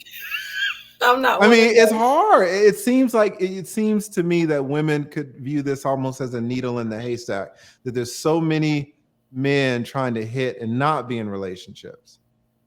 But let me ask you though, why is it, if you are beautiful and intelligent and have a great career, why is it that you think a man would not want to be in a relationship with you? I think, I hate to say it, but some men are, quote unquote, even though I don't feel like I am, intimidated, if you will. Here we go. I don't know. I'm not dating with intention. I hear you, Xavier. Thank you. I hear you. Some men may feel I'm out of, quote, their league. I don't know. I don't know. I don't know if I have an answer for that. Why I think there are men that may not want to. What do you think about this? This is weird because we were just talking about this. It's funny how sometimes coincidental. Listen, there are 100 men that want to go out on a date with you. Let's just say out of those 100 men, you go out with 7. All right. But you get to choose. The 100 already chose you. You chose those 7. W is for Wombo is saying, listen, what if the 7 that you chose are the ones that don't want relationships? Why are you? And let me go back to this though. I know you. I'm gonna let you get in. But let me go back to this. You know, the April talked about somewhere in here about placing blame and not taking responsibility or accountability for the choices that they made, that women make in men. You're here saying, oh, well, these men that I'm going out on dates with, they don't want a relationship. They want to hit. Who is the person selecting those 7 men to go on dates with though? But I think you don't know until you go out on a date with someone their true intention. There are men that present themselves professionally. These are not hot boys. This is not hot boys. This is not that. I don't want the bad guy. I think emotionally, spiritually, and mentally, I'm maturer than trying to go off after the hot guy, the Idris Elba of the groups. I want to just be attracted to you, but I don't need you to be, like the playboy that's untouchable that people are not going to, or if you're mature, see as a legit marriageable, contender. That's not what I experienced. So I understand that point that he's making. And I think many of us do that. Women often do that and pick wrong. But in my estimation, I don't think I'm picking for the not seemingly from first impression, don't want to be married people. That's the vibe I get, that they're actually maybe not actually, but maybe interested in something more. But it's not always, you can get wolves in sheep's clothing, guys. It's not always what they appear to be, and it's not always true. It's not always true. Let me ask you this from Mixmaster Miko. Have you, okay, you don't have to answer this if you don't want to. This is gonna go getting deep. Have you sought your father's counsel to help you find a good man? Ladies, if you are looking for a king, go to Kings County, New York. Guys, go to Queens, New York. Right drop. Shout out to Mixmaster Miko. Going to New York would be the last place that y'all's energy is so hardcore. Why are people from New York so hard? Like, why can't you guys relax? Do you feel that way, or is it just me? Do you feel like the people the Timbs, bro? It must be the Timbs. I remember when y'all started coming down when I was in high school, and just out of nothing, everybody in high school wearing dope man Nikes like you're supposed to, and just like a year just came, 10th grade, 9th grade, everybody had on Timbs. And hey, what was it saying? Like calling each other gods and all this. Like, where did you guys come from? Why are you guys down here? Change the lingo. I love New York guys though. They're hilarious. They got good spirits. But yeah, they changed the lingo when we, like yourself, had up north guys from up north moved down. Like, I just like the swag. They're different. They actually, I think, were people in your high school wearing do-rags? New York boys brought do-rags to my school. No, they wear do-rags. Like, it was very interesting. They all had the day of Tibbs, though. Yeah. It's like, Jesus Christ. All right, another question. Ask her, out of all the men she dated, who she wanted. Okay, I don't know what that means. I'll just pull these things up and then I read them. It's probably not the best way to do it. All right, Mr. Hyde, ma'am, what is an age-appropriate grouping you are dating? Yeah, I think she said 30-something to 40-something? Yeah, mid-30s to mid-40s, somewhere around there. So that is fair. What is your outlook on you finding a relationship in the next 2 years? What do you think? I hope good. Well, you know about the hopium, right? No. We're not just hoping. I understand where you're going, but no, it's not just about hope. But I don't have. I know the statistics. I actually am also interested to understand how many Black men are married, as well as we talk about Black women likelihood not to be or be married. I don't know, for those of us who are seeking those in the same race. But he's best I like, nah, he's out. Well, he's Brooklyn though, right? Brooklyn. Shout out to Best Star Brooklyn. All caps, not good. Jesus Christ. I know, right? You Brooklyn, man, these New York dudes are hard as hell. They really are. They don't play. They don't play. They'll tell you straight up. But I do want to ask you, you know, it seems like there's a lot of headwinds. You talk about, you know, there's a lot of competition, hookup culture. You know, you're looking for a man that has certain qualities so that, you know, it doesn't look like the numbers are in your favor. So I want to talk to you about that. But just quickly, let me again shout out Perry, Unlikely, great content creator. Thank you so much, Perry.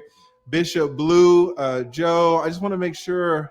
I know I missed some. Thank you again, W is for Wumbo. I missed that. Monkey King Ghost. Shout out to Monkey King Ghost. Thank you so much. April. Thank you, April. What does April say? Lead, I apologize. I was only looking at things from a woman's point of view because I am a woman.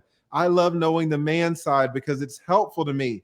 I can be naive at times, so I stand corrected. Shout out to you, sir. No, shout out to you, April. And April, you're exactly right. For both genders, we can only see things like from our side of the fence. You know, you got me, you got Suzette, and we're both seeing correctly sometimes, right? But we're still seeing things from our side of the fence, and so it helps to hear things from the other gender. So no apologies necessary, April. You are only being a human being like we all are, and we are all limited in our visibility. Thank you so much, Dwayne, Sonny, Technological Chaos again. Jude, thank you so much. We got Marty. Shout out to Marty in the house. Says salute to UTLA. Loved your stuff since Fresh and Fit. I have women coming at me because I'm not attracted to bigger girls, even though I accepted their preference when I'm not for them. That is true. And men face this a lot. You know, women are allowed to have their preferences. You know, I want a man that's this. I want a man that you listed like 12 things. But I didn't put height, weight, and all that. I didn't put any of that. Do you think that matters? I think you both should have some level of attraction to each other. No. In terms of preference, you know, women can list all these preferences and everybody's fine with them. But the second that a man starts listing his stuff, they can. Oh, okay. I think a man should and do have preferences. Absolutely. Perfect. Yeah. So I think Marty is exactly right. Shout out to V. And what does V say? V says, listen, it's hard finding a man that doesn't just want sex. Everyone assumes because I'm attractive, I have men lined up. The problem is finding a quality man I find attractive. What do you think about that? I can't agree with her more. I think people who are, you know, deemed attractive or whatever, I think people think they have people lined up at their doorstep. And that's not always the case. Very rarely actually is. And I'm talking about it's absolutely the case on these dating apps. It's absolutely the case. Do not say it's not the case because that's not true. Okay. I take your word for it. I'll take your word. Wait. Are you telling me that you could get on a dating app and just No. I'm not talking about the dating apps at all. I don't know. That's what I said. I said on the dating apps, Suzette. You're saying that, attractive people don't have men lined up at the door. Get on a dating app. You will have 500 people swipe on you daily. That's a line out the door. Okay. If you choose, if you're beautiful and you don't have a line of men lined up outside of your door, it's because of what you are doing or not doing. It's not because of them. Men are always willing to get in line. Men are always willing to get in line for beautiful women. Always. Not for, a lot of men wouldn't get in Brittany Rayner's line, right? Because she's a damn predator. But generally speaking, just a woman that you see in the mall, if you ask a man, hey, would you get in her line? Hell yeah, why not? Okay. I mean, do you see where I'm coming from? I hear you loud and clear. If you were on the dating apps, you would have 300 men swiping on you daily. And your line would be out the door. So when you say, oh, well, I don't have a line of men out the door, it's like, because you don't want it. Because you're not doing the things to get it. Or am I wrong, or what do you think? No, when it comes to dating apps, your point is very valid and well taken. I get you on that. All right. I'm trying to find I said I was going to ask you a question, but then I forgot it. Do you remember what question I was going to ask you? I don't think you started it. It was, I forgot. I was reading all of these super apps. Some in the manosphere do not push marriage. Many people push hookup culture. People start off as hookups and then end up in relationships. That's true. What do you think about starting a relationship from a hookup type of thing? I've heard it work. I think it can work sometimes. It just depends. Again, if the two people are compatible, I don't think it always ends up as a one night or whatever fling or whatever. But I don't know if it's the optimal way to start. But I do think there are relationships that may start that way. Got you. So if you have been dating and not really having a ton of success, it could just be because the numbers are low, or it could be, Increase the pool is what you're saying. I hear you. I guess my question is, are you going to continue on this path, or what's the future? This ain't no Kevin Samuels. What you No, Kevin Samuels never asked, "Are you going to continue on this path?" Guys, listen. Wait, let me say this, because Suzette tried this, guys. When I wanted to ask her a relevant question, and she's like, "No, listen. This is not the Kevin Samuels show." You guys know Kevin Samuels has been doing this for a long time. I'm not trying to encroach on Kevin Samuels' space. You guys asked for Suzette to come up, not me. I know, right? You guys requested her. I'm trying to talk about this Black woman here in Atlanta. You guys are like, no, bring Suzette up. So let me be clear. I'm not trying to be like Kevin Samuels, number one. Number two, I can't be. He's way better at this than me. But it makes me uncomfortable when you guys start talking about Kevin Samuels, because it makes me feel like you guys think I'm trying to be like him. It is not true, right? But listen, Kevin Samuels, he asks legitimate questions. He asks questions that are relevant.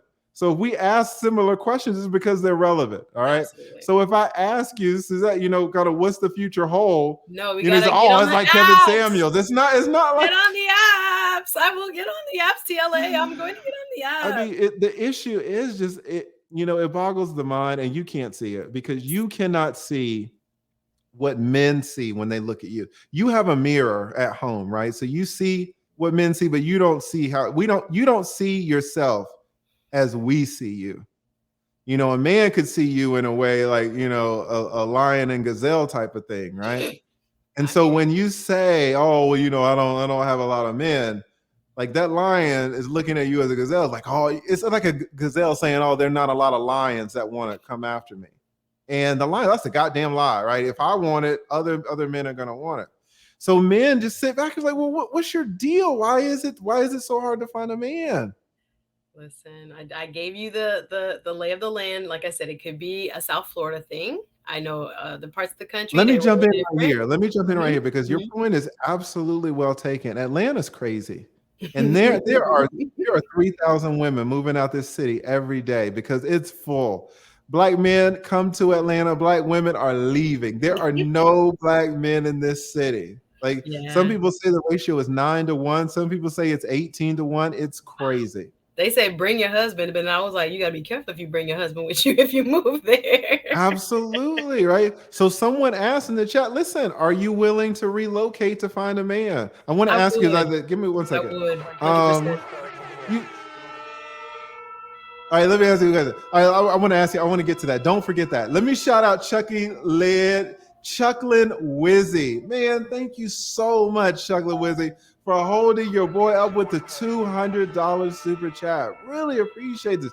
Chucklin says, intimidated, ha, ha, ha, ha, ha, right? Address this, TLA. Every man who's trying to vet you will want to sleep with you. What exactly is he getting that'll keep him coming back? You seem a little too busy for me. And, he's picking up. He's so right. Listen, it sounds to men, or at least to me, that women say, I don't want a man who just wants sex. Mm-hmm. Now, I am open. I'm on the market for a relationship, and a real relationship. And I'm not looking just for sex. Having said that, sex is absolutely going to be a part of the relationship. And it seems to me that women want to take sex. Some women are down, right? Let's be honest, in Atlanta. But some women will take sex out of the relationship to see if it's a real relationship. So they'll want you to date them 6 times, take them out 12 times, 15 times. Whole lot of ribs. That's exactly right. Shout out to a story to tell. He said taking a girl to Chili's 12 times is a whole lot of risk. Let me ask you this. How long do you think a woman should wait? A woman should make a man wait in this context to decide if the man is for real or if he just wants to hit it and quit it? How long should a woman make a man wait? So like how many dates? I know what's up by no more than like maybe the 4th date. If I'm curious to see if I really believe like this is who he's presenting, you know, he's not sending like a representative or that kind of thing, which we all do. We all do that. We all put our best foot forward. We all try to look the best. You're not going to see me with lashes every day. You're not going to see me with makeup every day. You know, you always try to put your best foot forward. But I think for me, I don't need a whole 12 dates to know if I vibe with somebody. I know by like the 4th date, I would say max. So by the 4th date max, you're ready to get intimate. Ready to get intimate depends on the vibe. I kind of know if I want to sleep with you when I meet you. I know that from the beginning. So here's the wait. Well, let's stop. This is interesting. So let's say me and you are on a date, the first date, and you look at me and you say, "Okay, I'll let the lead hit it. He seemed pretty cool." Now I want to start immediately after the day of Cheesecake Factory. After we leave Lenox Mall, I want to start. That's exactly right. Shout out to O'Shea Duke Jackson, booty clapping sounds. Now listen, it seems like you're the only one playing the game now. You're the only one playing a game because I want it because you're beautiful. And I've let you know, hey man, you know, I want it. You in your head know that you're fine with it, but you're not going to let me have it on the first date. No, sir. How many dates are you going to play this game and make me wait? Play this game. It's a fucking game because I want it and you want it and we're both adults. So it's a game. But I can't. I don't think I have a definitive answer for like date number or whatever. I don't. It depends on the person. It depends on the vibe. It's me. You know me. No, listen, we can't be doing that. Listen, our vibe. Assume that our vibe is like good chemistry and like, yes. Oh yay, he's cool. I don't know. I don't have a definitive answer for that. Honestly, I don't have a definitive answer for that. It just depends. I don't know. I thought you said 4 dates. 4 dates, I know if I really like you or if we should continue to see each other. I don't know if that's where I would give it up. But I know for sure if it's like, all right, we're going to vibe. I can see this being somebody I really want to kick it with and hang out with more. Okay, let's say maybe your issue is that we're personalizing. Let's just take it generally for women. Generally, generally for women, what do you think a good number is so that she's not stringing? What do you think for generally for women? If you had to be, let's put you in. If I'm coaching them. Yes, let's put you in Rebecca's shoes. Let's put you in April's shoes. And you tell this woman, listen, he wants to have sex with you. You want to have sex with him. All right. And the only reason you guys aren't having sex is you. So you're playing a game. No, it's because I don't know how true you are. Fine. How long are you going to play this vetting strategy? Play. Well, if you are play you use. It's not okay. All right. Fine. I'll take out fat. Fair enough. How long are you gonna make him wait? And you are sitting in the car. You are advising your sisters. You are because listen, if you tell, let's be honest, if you tell this black woman to make this man wait for 2 years, he's gonna be gone. That's not realistic, guys. Fair enough. Exactly. So what's the number? We're gonna. Oh, come on! Like you are advising her. You are a grown woman. You've been around the world. No, you are Listen, experienced. I could get it wrong because I could say, "Yo, go for it," and then his true intention comes out, and that's a part of it. That is a part of dating. You know? So it is, and I would feel very guilty to be like, wait. Why would you feel guilty about that, but then you won't feel guilty about the man spending $125 for 4 times and then she disappears? You don't feel guilty about that?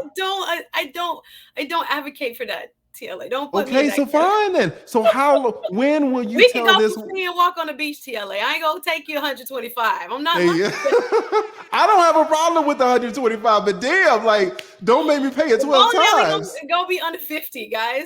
I'm not going for the 125. My goodness. especially if we just get to know each other. You ain't got to go 125. In South, it's expensive down there in South Florida, right? It is, but that's what's when the first date? What's the serious. first date called in what's the first date cost in South Florida? Well, I just found this cheap, nice place, but I wouldn't Stop go. the show. I mean, goddamn. What is any woman gonna tell her girlfriend? Oh yeah, it was the first date. He took me to this cheap, nice place. Guys, do you hear this bullshit? Like, this is the woman you wanted. This is the woman you wanted to bring up, right? I mean, it's all cap. I just found this cheap first date. Come on, guys. This is your queen. Listen, no, this is true. Especially like date 3 or 4, we've already done the initial, like, whatever. I'm not trying to break your bank. I understand it's a slow economy out here. I'm not trying to be, exorbitant. There are fun ways to get to know people without like spending a whole bunch of money. So if he asks for a restaurant suggestion and I say, yo, this place got 3 for 10 martinis, I'm not gonna be mad if he takes me there. I like a good deal.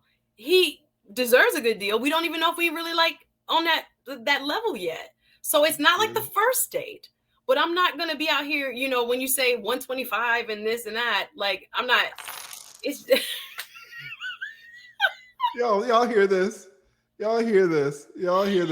Oh my God, I got the #1 monitor telling me that the Donovan Sharp is in the house. Shout out to Donovan Sharp, man. Oh, TLA, I'm gonna get up this thing. Y'all too much. Listen. In fact, I think I might listen. I want to apologize to everybody. This is the first time that this has happened. This is not the first time that time has gotten away from me, but I have a counseling session at 7 o'clock, and I got to prep for it a little bit. This is the first time that I've had people in the back, and I have not been able to reach them, and I'm not. So I apologize to everyone in the back. I did not intend to go this long. You guys had a special guest request, which has rarely ever happened, so we had to accommodate it. And y'all know. Listen. I'm gonna have to wrap this up because it's already 6 o'clock here. But I do want to smooth out any potential ruffles, and I don't think there are any ruffles at all. Suzette Speaks knows that the love is real, right? And she knows the chat is hardcore, but the chat loves it too. The chat is the one who requested that she come up, right? But I appreciate apologize. Y'all, I think. Yeah.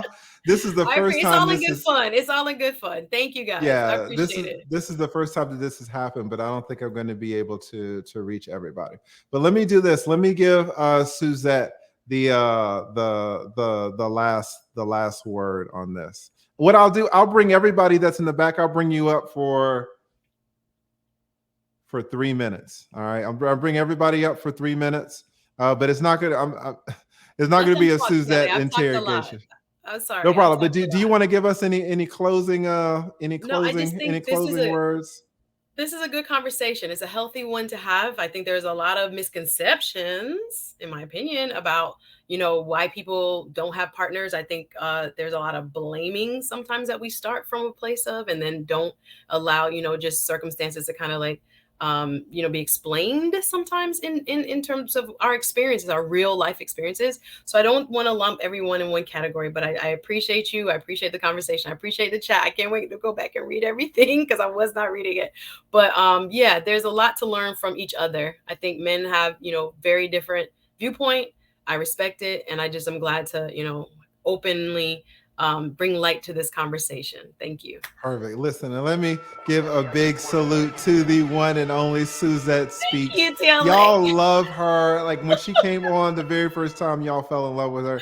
She is awesome. She is an attorney, personal injury, right? Is it personal injury? Yes, sir. Medical malpractice, personal injury. Jesus, you guys don't know. Medical mal is extremely difficult, extremely complicated. That lets you know that Suzette Speaks is on it. Her field is much more complicated than mine. So she's very, very intelligent and obviously beautiful, well spoken. Thank you. So shout out to Suzette Speaks. So you are welcome back anytime, and Woo, thank I you again. survived. No, you did great. Shout out to the Suzette Speaks. All right. Thank y'all. I appreciate Thank you, TLA. Much no love problem. always. Thank you so much. All right, thank you. You are welcome back anytime. All right. Or do you want to stay up here or no? You want I'm gonna let people talk. I'm not gonna talk. I'm gonna let people talk. Thank okay. you. So I'm gonna I'll leave you up here. I'm gonna have everybody come up, guys, but you got to be quick. I'm sorry about this. I apologize. And again, Chucklin' Wizzy, Jesus, thank you, Chucklin' Wizzy, always supporting me, holding me up. Thank you. I appreciate it so much. What does Aunt say again? Jesus, Aunt, thank you. Says if she doesn't have an answer, then why she keep wasting men's time if she's not ready to give them? And listen, to be fair, it sounds men are about listen, if you want to accomplish a goal, you need a damn plan. But honestly, Suzette, when you speak, it doesn't sound like there's anything in stone. It doesn't sound like there's anything concrete. It's all about this. Oh, so how long are you going to make a man wait? Oh, it just depends. It depends on the individual, guys. Each circumstance is different. That's all I gotta say. How can you get anywhere without a plan, though? That's what the men are saying. It doesn't sound like there's anything I'm supposed to say, concrete. date number 4, let's go. Do you want a husband or not? I mean, have a plan, right? I mean, like, what are we doing, guys? Like, there's nothing. God. Listen, imagine trying to do something and every single time you try to do it, it's just up in the air. There's no systems. There's no pre-thought. There's no forethought. It's just every act is its own individual. We're gonna come up with it on the fly. I'm gonna get the other people up here. I don't agree with that statement. That's not what I'm doing. But okay. I'm just teasing. All right. Shout out to Luke Hazley. All right. What is Luke Hazley says? Come back when you're married to prove some of us are wrong. Shout out to Luke Hazley always. All right, guys. All right. I'm sorry, guys. I really apologize. All right. Everybody's got 3 minutes, but you're on the clock. All right. We got TJ Randolph. TJ Randolph in the house. How are you doing? Can you hear me? TJ Randolph, you might be muted. I'm sorry. Can you unmute yourself? Yes. Can you hear me? Yes, TJ Randolph. All right. You're in the hot seat. 3 minutes. What do you think about all this? This was an interesting discussion. But I will say I can see it from both sides, but I will say this. I have this picture up here of my my avatar. That's when I was 36 years old. I was hot. Mm-hmm. My point being, I was hot, I was smart, I was intelligent, I was successful, and what? Unmarried. Mm. And men kept asking me, why are you, you are so beautiful, you're so this, why are you still single? I had no answer, and I really couldn't answer. I was about my grind. Now, the caveat that I had was different than you. I did have a daughter, but I was a military officer. I was, the height of my physical condition. I was hot, but I thought I had time. So I'm just going to submit to you, young lady. You'll wake up and you'll be 54 like me. Right. So, and I found my husband. I mean, this is my second marriage, but I had been divorced for 18 years before we reconnected at 50. When I got married, I met him at 51. So, and I understand I'm basically a housewife now after having a very successful career in the federal government, and I love it. So, I agree. Don't waste your time out. Dating apps are good, but not always for everyone. I did meet my husband on a dating app, but I did have some nightmares also. You did meet your husband? I met my husband on a dating app, but I did have some nightmares. Who's that? But he has nightmares too. Did you? But look where she is now. It doesn't matter the nightmares. I'm not saying she's wrong. I hear her loud and clear. Thank you for all your advice. I appreciate it. So, but one of the things really quickly, I think when I think about Iyanla, Rebecca, and now April, women, specifically Black women, I think we are out of order. And that's why at this time, some women just throw their hands up. Because when I came up, we listened to our girlfriends. Our girlfriends would say, girl, he's a good dude. What you mess around for? Or we would say, girl, don't wear that outfit because you look like a 304. But now you can't, your girls won't even hold you accountable because you get mad at them and you say that they're hating on you. So, that it just was something that we didn't have that back then. So I think we didn't listen to each other. And if we're not going to listen to each other, our girls, we sure ain't going to listen to the man. So I had to get a revelation and do some self-work. So, sometimes you don't know why you're single. but ask a man why you are. And I had to find that too, because I didn't know why I wasn't single. But that's all I got. We'll catch up next time. Thank you so much, TJ. And again, sorry about rushing you guys through. I lost track of time. We had our special guest up here. She's really kicking it with me. So appreciate that. Thank you so much, TJ. Bye-bye. All right, let's bring up the man, the absolute man. We got the one and only Uncle Stu, the old man on the block. How are you doing? I'm doing well, and just to let you know, not all of us New Yorkers wear Timbs, so I just got to put that out there. Some of us is like from uptown, we can get down in the Kevin Samuels suit. So excellent. Now, excellent. I am wearing sunglasses because I got this extreme bright light, and it's smack dead in my eyes. Yes, so I gotta fix for that. Real. I gotta fix that, young lady. I'm not coming up here to beat you up, but what I am going to tell you is, please stop blaming your parents for the choices that you made, because you're looking at a Black man that raised daughters who went to college and got married all before the age of 30. He got his own, I love it. Okay, clap. Okay. So, but what I will tell you But it's not blame, but I receive it. I got you. But what I will tell you is something that I've had to learn. You're going to be just like your closest 5 friends. So if your closest 5 friends are single, welcome to your single life. If your closest 5 friends is married, then it's time to transform your mind and renew your life, because I've listened to just what you said. I'm not going on no statistics, no philosophy. Sometimes we go to college and we learn to fear things that we shouldn't be fearing. And a lot of colleges teach African-American women to fear us as men. We didn't bring the cause and we didn't bring the pain. So if those past experiences ain't your experiences, transform your mind. Gotcha. Thank you so much, Uncle That's all Stu. I gotta say. Really all right, lyrics. Love it. Thank you. Yes, thank you so much, Uncle Stu. I appreciate it. All right. I love you, and I've already subbed to you. Thank you. Perfect. Nothing but love. Me too. Back at you. Right. Yes. Thank you so much, Uncle Stu, old man on the block, always supporting. And he brought up a very big point. Guys, y'all know, y'all see her, y'all have heard her talk. She's awesome. Excellent content creator as well. Please go subscribe to her channel. Please go to subscribe to her channel. All right. We got a story to tell. The man, how are you doing? A story to tell? I might have you muted. You might have to unmute yourself. Can you hear me? All right. Yeah, I can hear you now. Excellent. So you have heard this very full discussion, 3 minutes. What's your opinion? I mean, my opinion is that she, just identify where a guy is in his life, honestly. Try to scale it down. Like he was giving you the, 10 men. Try to scale it down. Identify where he is in his life. You know what I'm saying? Was he a high school quarterback? Was he a late bloomer?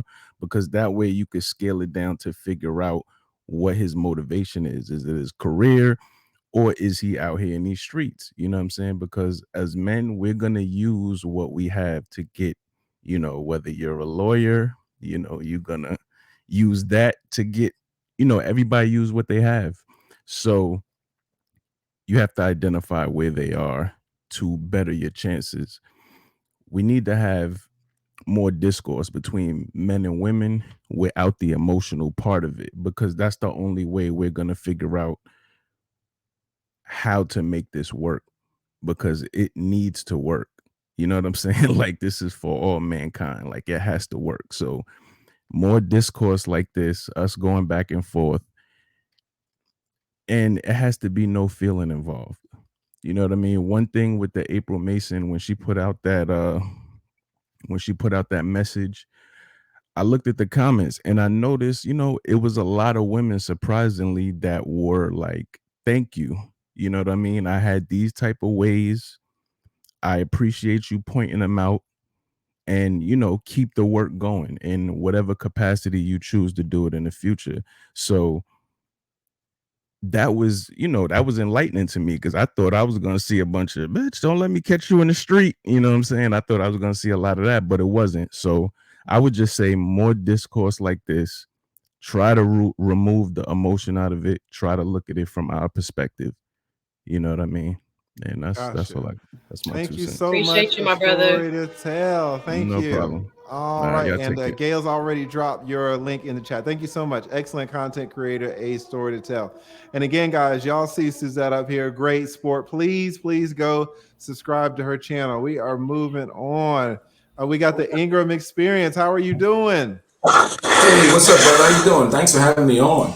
No I'm a little bit problem. off Thanks on my for camera. I have my other camera on today. There we go. yeah. I'm back in the shade. There I go right there, man. Gotcha. Hey, So what do you think? Three minutes. We got to go. all right, I'm going. I know you got to go. Hey, I appreciate. Hold on, wait. Let me just announce this though. It says MTR is going live at 5. What time is it where you're at? 6 o'clock here. All right, MTR is going live at 5. Everybody, please go check out MTR if he's going live. Y'all know he had some health issues and he apparently is recovering nicely. So please go show him support. Okay, sorry about that. What were you saying, Ingram Experience? Well, I appreciate the conversation. I think these conversations need to be had, especially between women and men. You're a single woman. Leah's a single guy. These dialogue is not happening a lot. But what I noticed immediately when I was looking at Suzette, what I look for people is really what a lot of guys, I think, not saying really in relationships and meeting women. Guys are really interested in having a peaceful home. Agreeableness is the critical thing for a lot of men in relationship. And I've noticed throughout the whole dialogue that Suzette was having to you, not once was she triggered. I mean, you were asking some pretty tough questions. I saw no anger and no rage in her face. It's a great no point. reflective, nothing reflecting negativity from her personality, which point. I appreciate. And it's a rare thing. So I always look at it when I see women like Suzette, who I respect a lot, is I always wonder about whether, obviously there's different priorities with career, but more importantly, it becomes a situation of choice. I think a lot of women are a little picky with the men they choose, which they should be to a certain extent. But it's hard for me to believe that there's not a lot of guys that are meeting Suzette. I mean, I agree with the lead on there. There's a lot of dudes that's coming at you. You know what I mean? They might not check all the boxes. Out here in these streets. I hear in these streets. But that's all I really wanted to say, because like I said, I observe people, how they behave, and I think it's possible. What I would like to say to the ladies is the most men don't care about your career. They don't care about your job unless they're broke. What they're really looking for, and I always use this analogy before I get out of here, if me and you had to cross country in an RV, am I going to have a smile on my face, or I'm looking for the nearest bridge to jump off? And most successful men don't want to hang around ball breakers. That's really what they're trying to avoid, especially if they've been married before and been in a relationship. They really just want a peaceful home. That's true. I commend you, Suzette. And you guys, thank you for bringing me on. No problem. Thank you so much, Ingram Experience. Y'all go check him out. Excellent content creator. He's part of the Patreon as well. He's excellent, does excellent work. Thank you, Ingram Experience. Thank you, sir. Nice to see you. All right. And again, someone asked, what is her channel? Y'all see it right here. Suzette Speaks Show. Yes. Please go subscribe. All right, Gemini Thoughts. Can you hear me? You have to unmute yourself. Gemini Thoughts? Yes. Can you hear me? Barely. Okay. Can you speak up a little bit? Okay. Can you hear me now? Yeah. Okay. 3 minutes. What do you think? Okay. Hey, Suzette. I think that while looking at you, you look like you're a very attractive lady. Can you guys hear her? As long as you can hear her, it's fine. And I bet that when you were a little bit younger, you had a lot of guys coming after you. So I'm in agreement with you in regards to your parents. If they would have told you about things a lot sooner, that things would have just been a lot different for you. However, I still believe that you do have the opportunity to be able to find a partner, because your spirit is very beautiful and you're very poised and your manners are there. So I just wish you all the best. But I just remember when you said that your parents did not teach you this earlier. And I don't believe that you were blaming your parents. I think that you were just highlighting that if you would have been taught this a lot sooner, it would have been a lot different for you. Thank you, my sister. Gotcha. All right. Thank you so much, Gemini Thoughts. Really appreciate it. Thank you. TLA on the quick back end. I also said it just in case when people are raising their children, they are raising them with some of that sprinkled in. I didn't mean it as any type of blame, but if I feel this way, and there are a lot of my friends who do, there is a change that we can make. That's all I wanted to bring it up for. Perfect, perfect. So we got 3 more people.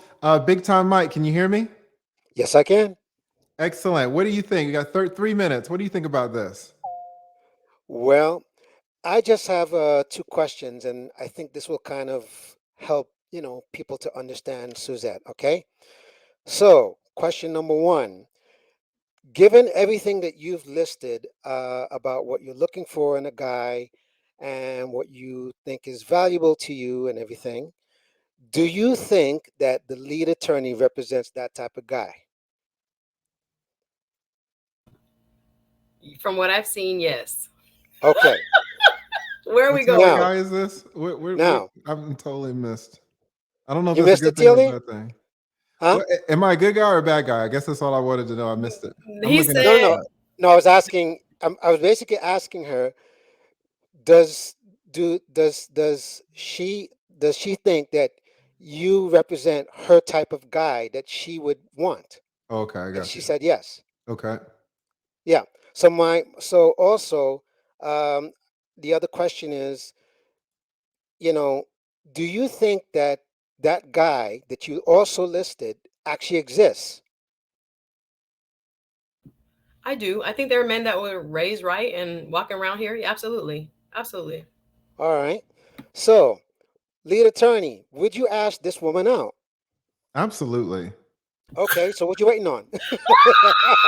Well, she lives like 10 hours away. Oh, come on. That's the issue. That's what we doing? Everything you just talked about? Woo, child. Who is this big time drum? Oh, sorry. Yeah, That's the right. big time drum. Shout out to Big. Listen, these Out here New trying to Yorkers, man. Wow.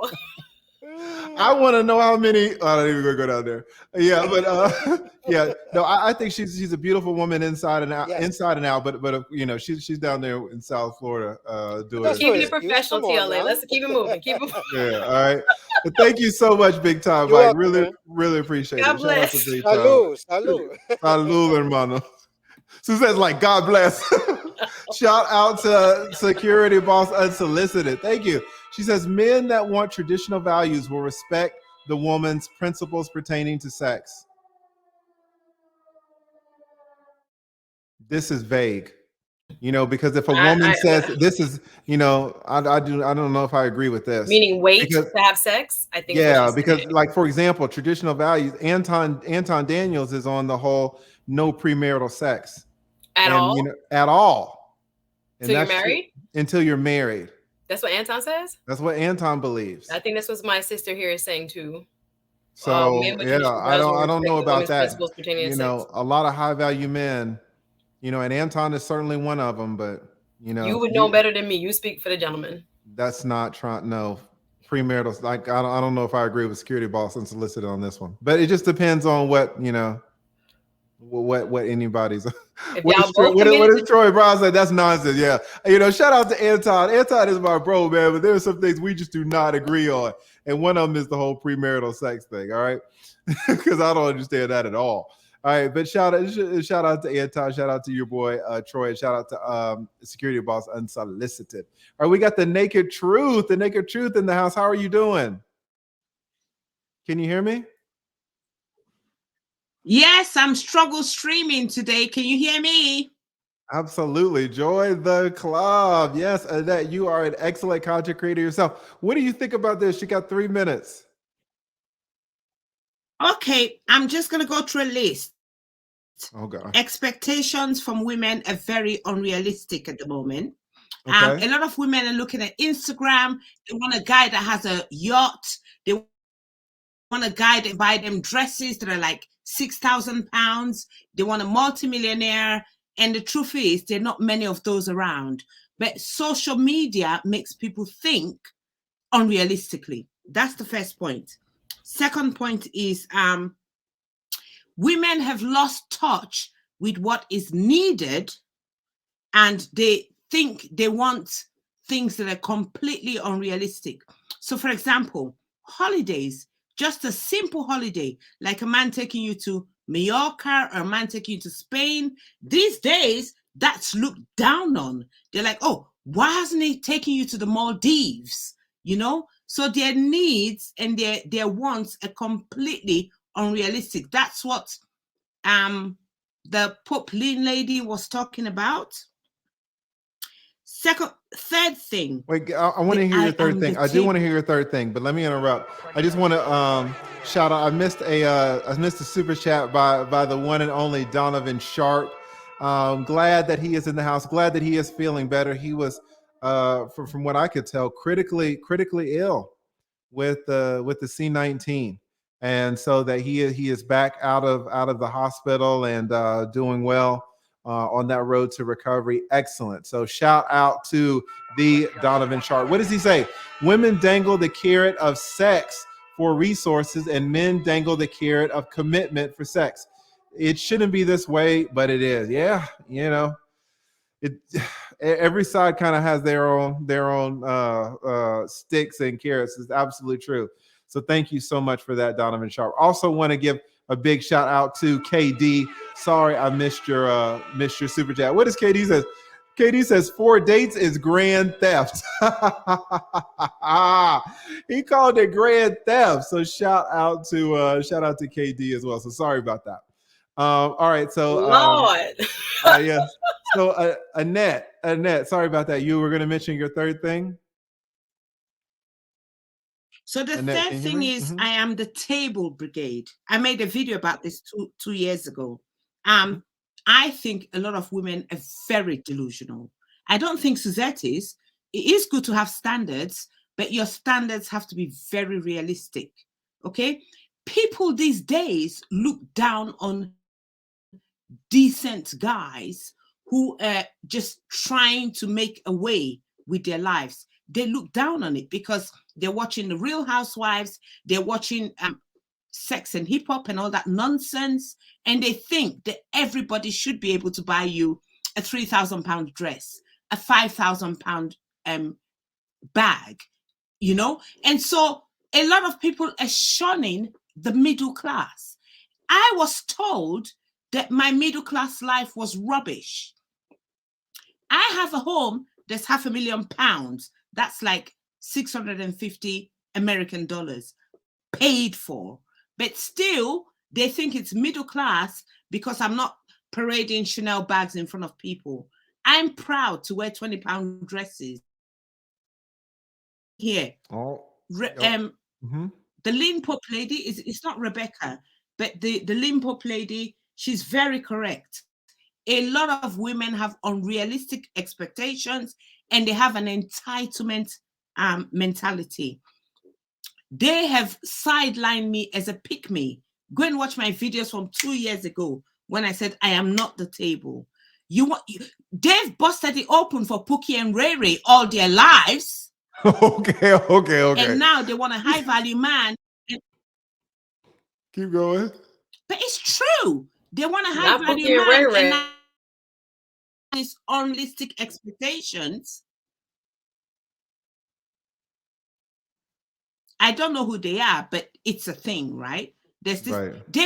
They're quite happy to have sex with men that do nothing for them. That's why we have the epidemic of single mothers. But when they meet a decent guy, just because he's not 6'2", they think, oh, he's not enough. You know, they look at men on dating sites. 80% to them is unattractive. I was married to a guy that was 6'2". I'm now with a guy that's 5'6". Wow. 5'6". He's only 3 inches taller than me, but he's a good guy. You know why? In the morning, he makes me a cup of tea. You know why? Even when I'm tired, he knows I'm tired before I know I'm tired. And he'll tell me, just sit down, don't talk, shut up, have a rest. He's looking out for my blood pressure. We've lost our values. We only value men that want to buy us very expensive bags when we should be valuing people that want to make sure we don't have a stroke. Got you. No, I hear you. I Men hear who you. want to make But money. listen, we're in the 3 minutes. Remember, we're in the 3 minutes. But I really, I'm done. all right, I'm done really, for really now. appreciate it. Thank you so much, Naked Truth. Really Thank appreciate you you. coming up. Thank you. Thank you. All right, and we lost our special guest. We lost our special guest. I don't know. She clicked out. I guess she got tired of hearing the Pookie and the Ray Rays. But we will bring up the one and only April. April, how are you doing? Hi, Lee. How are you? I am doing fantastic. This is your first time coming up since that other video, isn't it? It is, and I'm only here because I wanted to make sure you knew I apologize for all that I said in the chat. Listen, I'm naive. I'll admit that, okay? I was just talking from my perspective, and I'm just like, okay, maybe guys don't have all these girls like they claim they have. You know, it's just an overall generalization. I apologize, okay? No, it's no problem, April. Listen, I know you. I know your heart is good. It is no problem at all. We just see things from, men see things a certain way and women see things a certain way. So it's natural. You see things about men that men don't see. And then men see things about women that women don't see and vice versa. So it's no problem at all. That's all. I want to make sure you knew that was an apology. I wasn't trying to make any type of generalization. I didn't want to make nothing stick. I said something. You saw it because I super chatted like a crazy woman. So I'm sorry about that, okay? No, you were fine. Thank you so much, April, for coming up. Really appreciate that. You're welcome. Now go on and do your prepping. I'm not trying to run my mouth. We'll talk later. Thank you so much. Thank you so much. Shout out to April. You're welcome to come up anytime. Tell Kwame we said hey. All right. Listen, guys, we got it. This was an interesting one. Thank you so much for requesting Suzette, and a special shout out to Suzette for coming up and being a good sport. So shout out to Suzette. Please go check her out. Her channel is awesome. She does a lot of great work. Just want to give a big thank you to everybody. The big thank you to the one and only Hank Tyrone from the 404, right? Hey, thank you so much to Millennial Mark TV, Technological Chaos. Thank you. Ration Modus Super, am I saying that right? Really, really appreciate that as well. Your boy Jonathan Barronville, always supporting your boy Uncle Stu, the old man on the block. He got his stuff looking good, came on and dropped some knowledge. Thank you so much for that. KD, I'm sorry I missed your super chat, but thank you as well. Shout out to Donovan.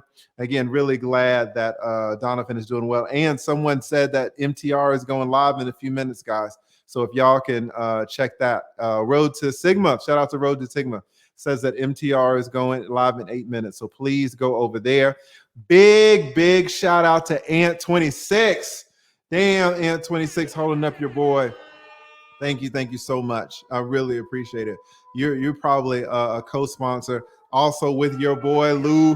Chucklin Wizzy want to give you a big shout out as well. And again, also the one and only Lou Casely, right? And a special, I can't believe I missed this day. I think the chat was going so fast. Want to give a big shout out to Solomon Kennard as well. Solomon Kennard has been supporting me, guys, since day one, since absolutely day one. So I really, really appreciate that. What is Bed-Stuy? Brooklyn said, TLA working back in the office. Mr. Maj Juris and the super chat. So much fun, man. It's so much fun to see you. So much fun that you are here, Bed-Stuy, Brooklyn. Really, really appreciate it. And again, special shout out to all of those who contributed, all those in the chat that kept it so lively. Shout out to the mods. I know y'all were working hard today, so thank you so much for that. And again, a big special thank you to Chucklin Wizzy and Ant26. I don't have the numbers, guys. Everything was going so fast, but just eyeballing it, it looked like y'all were the co-sponsors. So thank you so much for supporting me. Really appreciate it. We got through another one. Hopefully I won't be canceled for this. Shout out to the one and only Kevin Samuels that does it better than anybody, right? So I wasn't trying to be like Kevin Samuels, but we do need to have interesting conversations. And you guys got to see two attorneys talk. You guys got to see two attorneys talk and not necessarily agree on everything. So maybe this was interesting for you as well. I don't know the last time on YouTube that we've had something like this with a man and a woman who are also experienced attorneys, right? So I thought this was an interesting situation, interesting little debate. All right, so thank you guys so much. I'm not your attorney. I am the lead attorney, and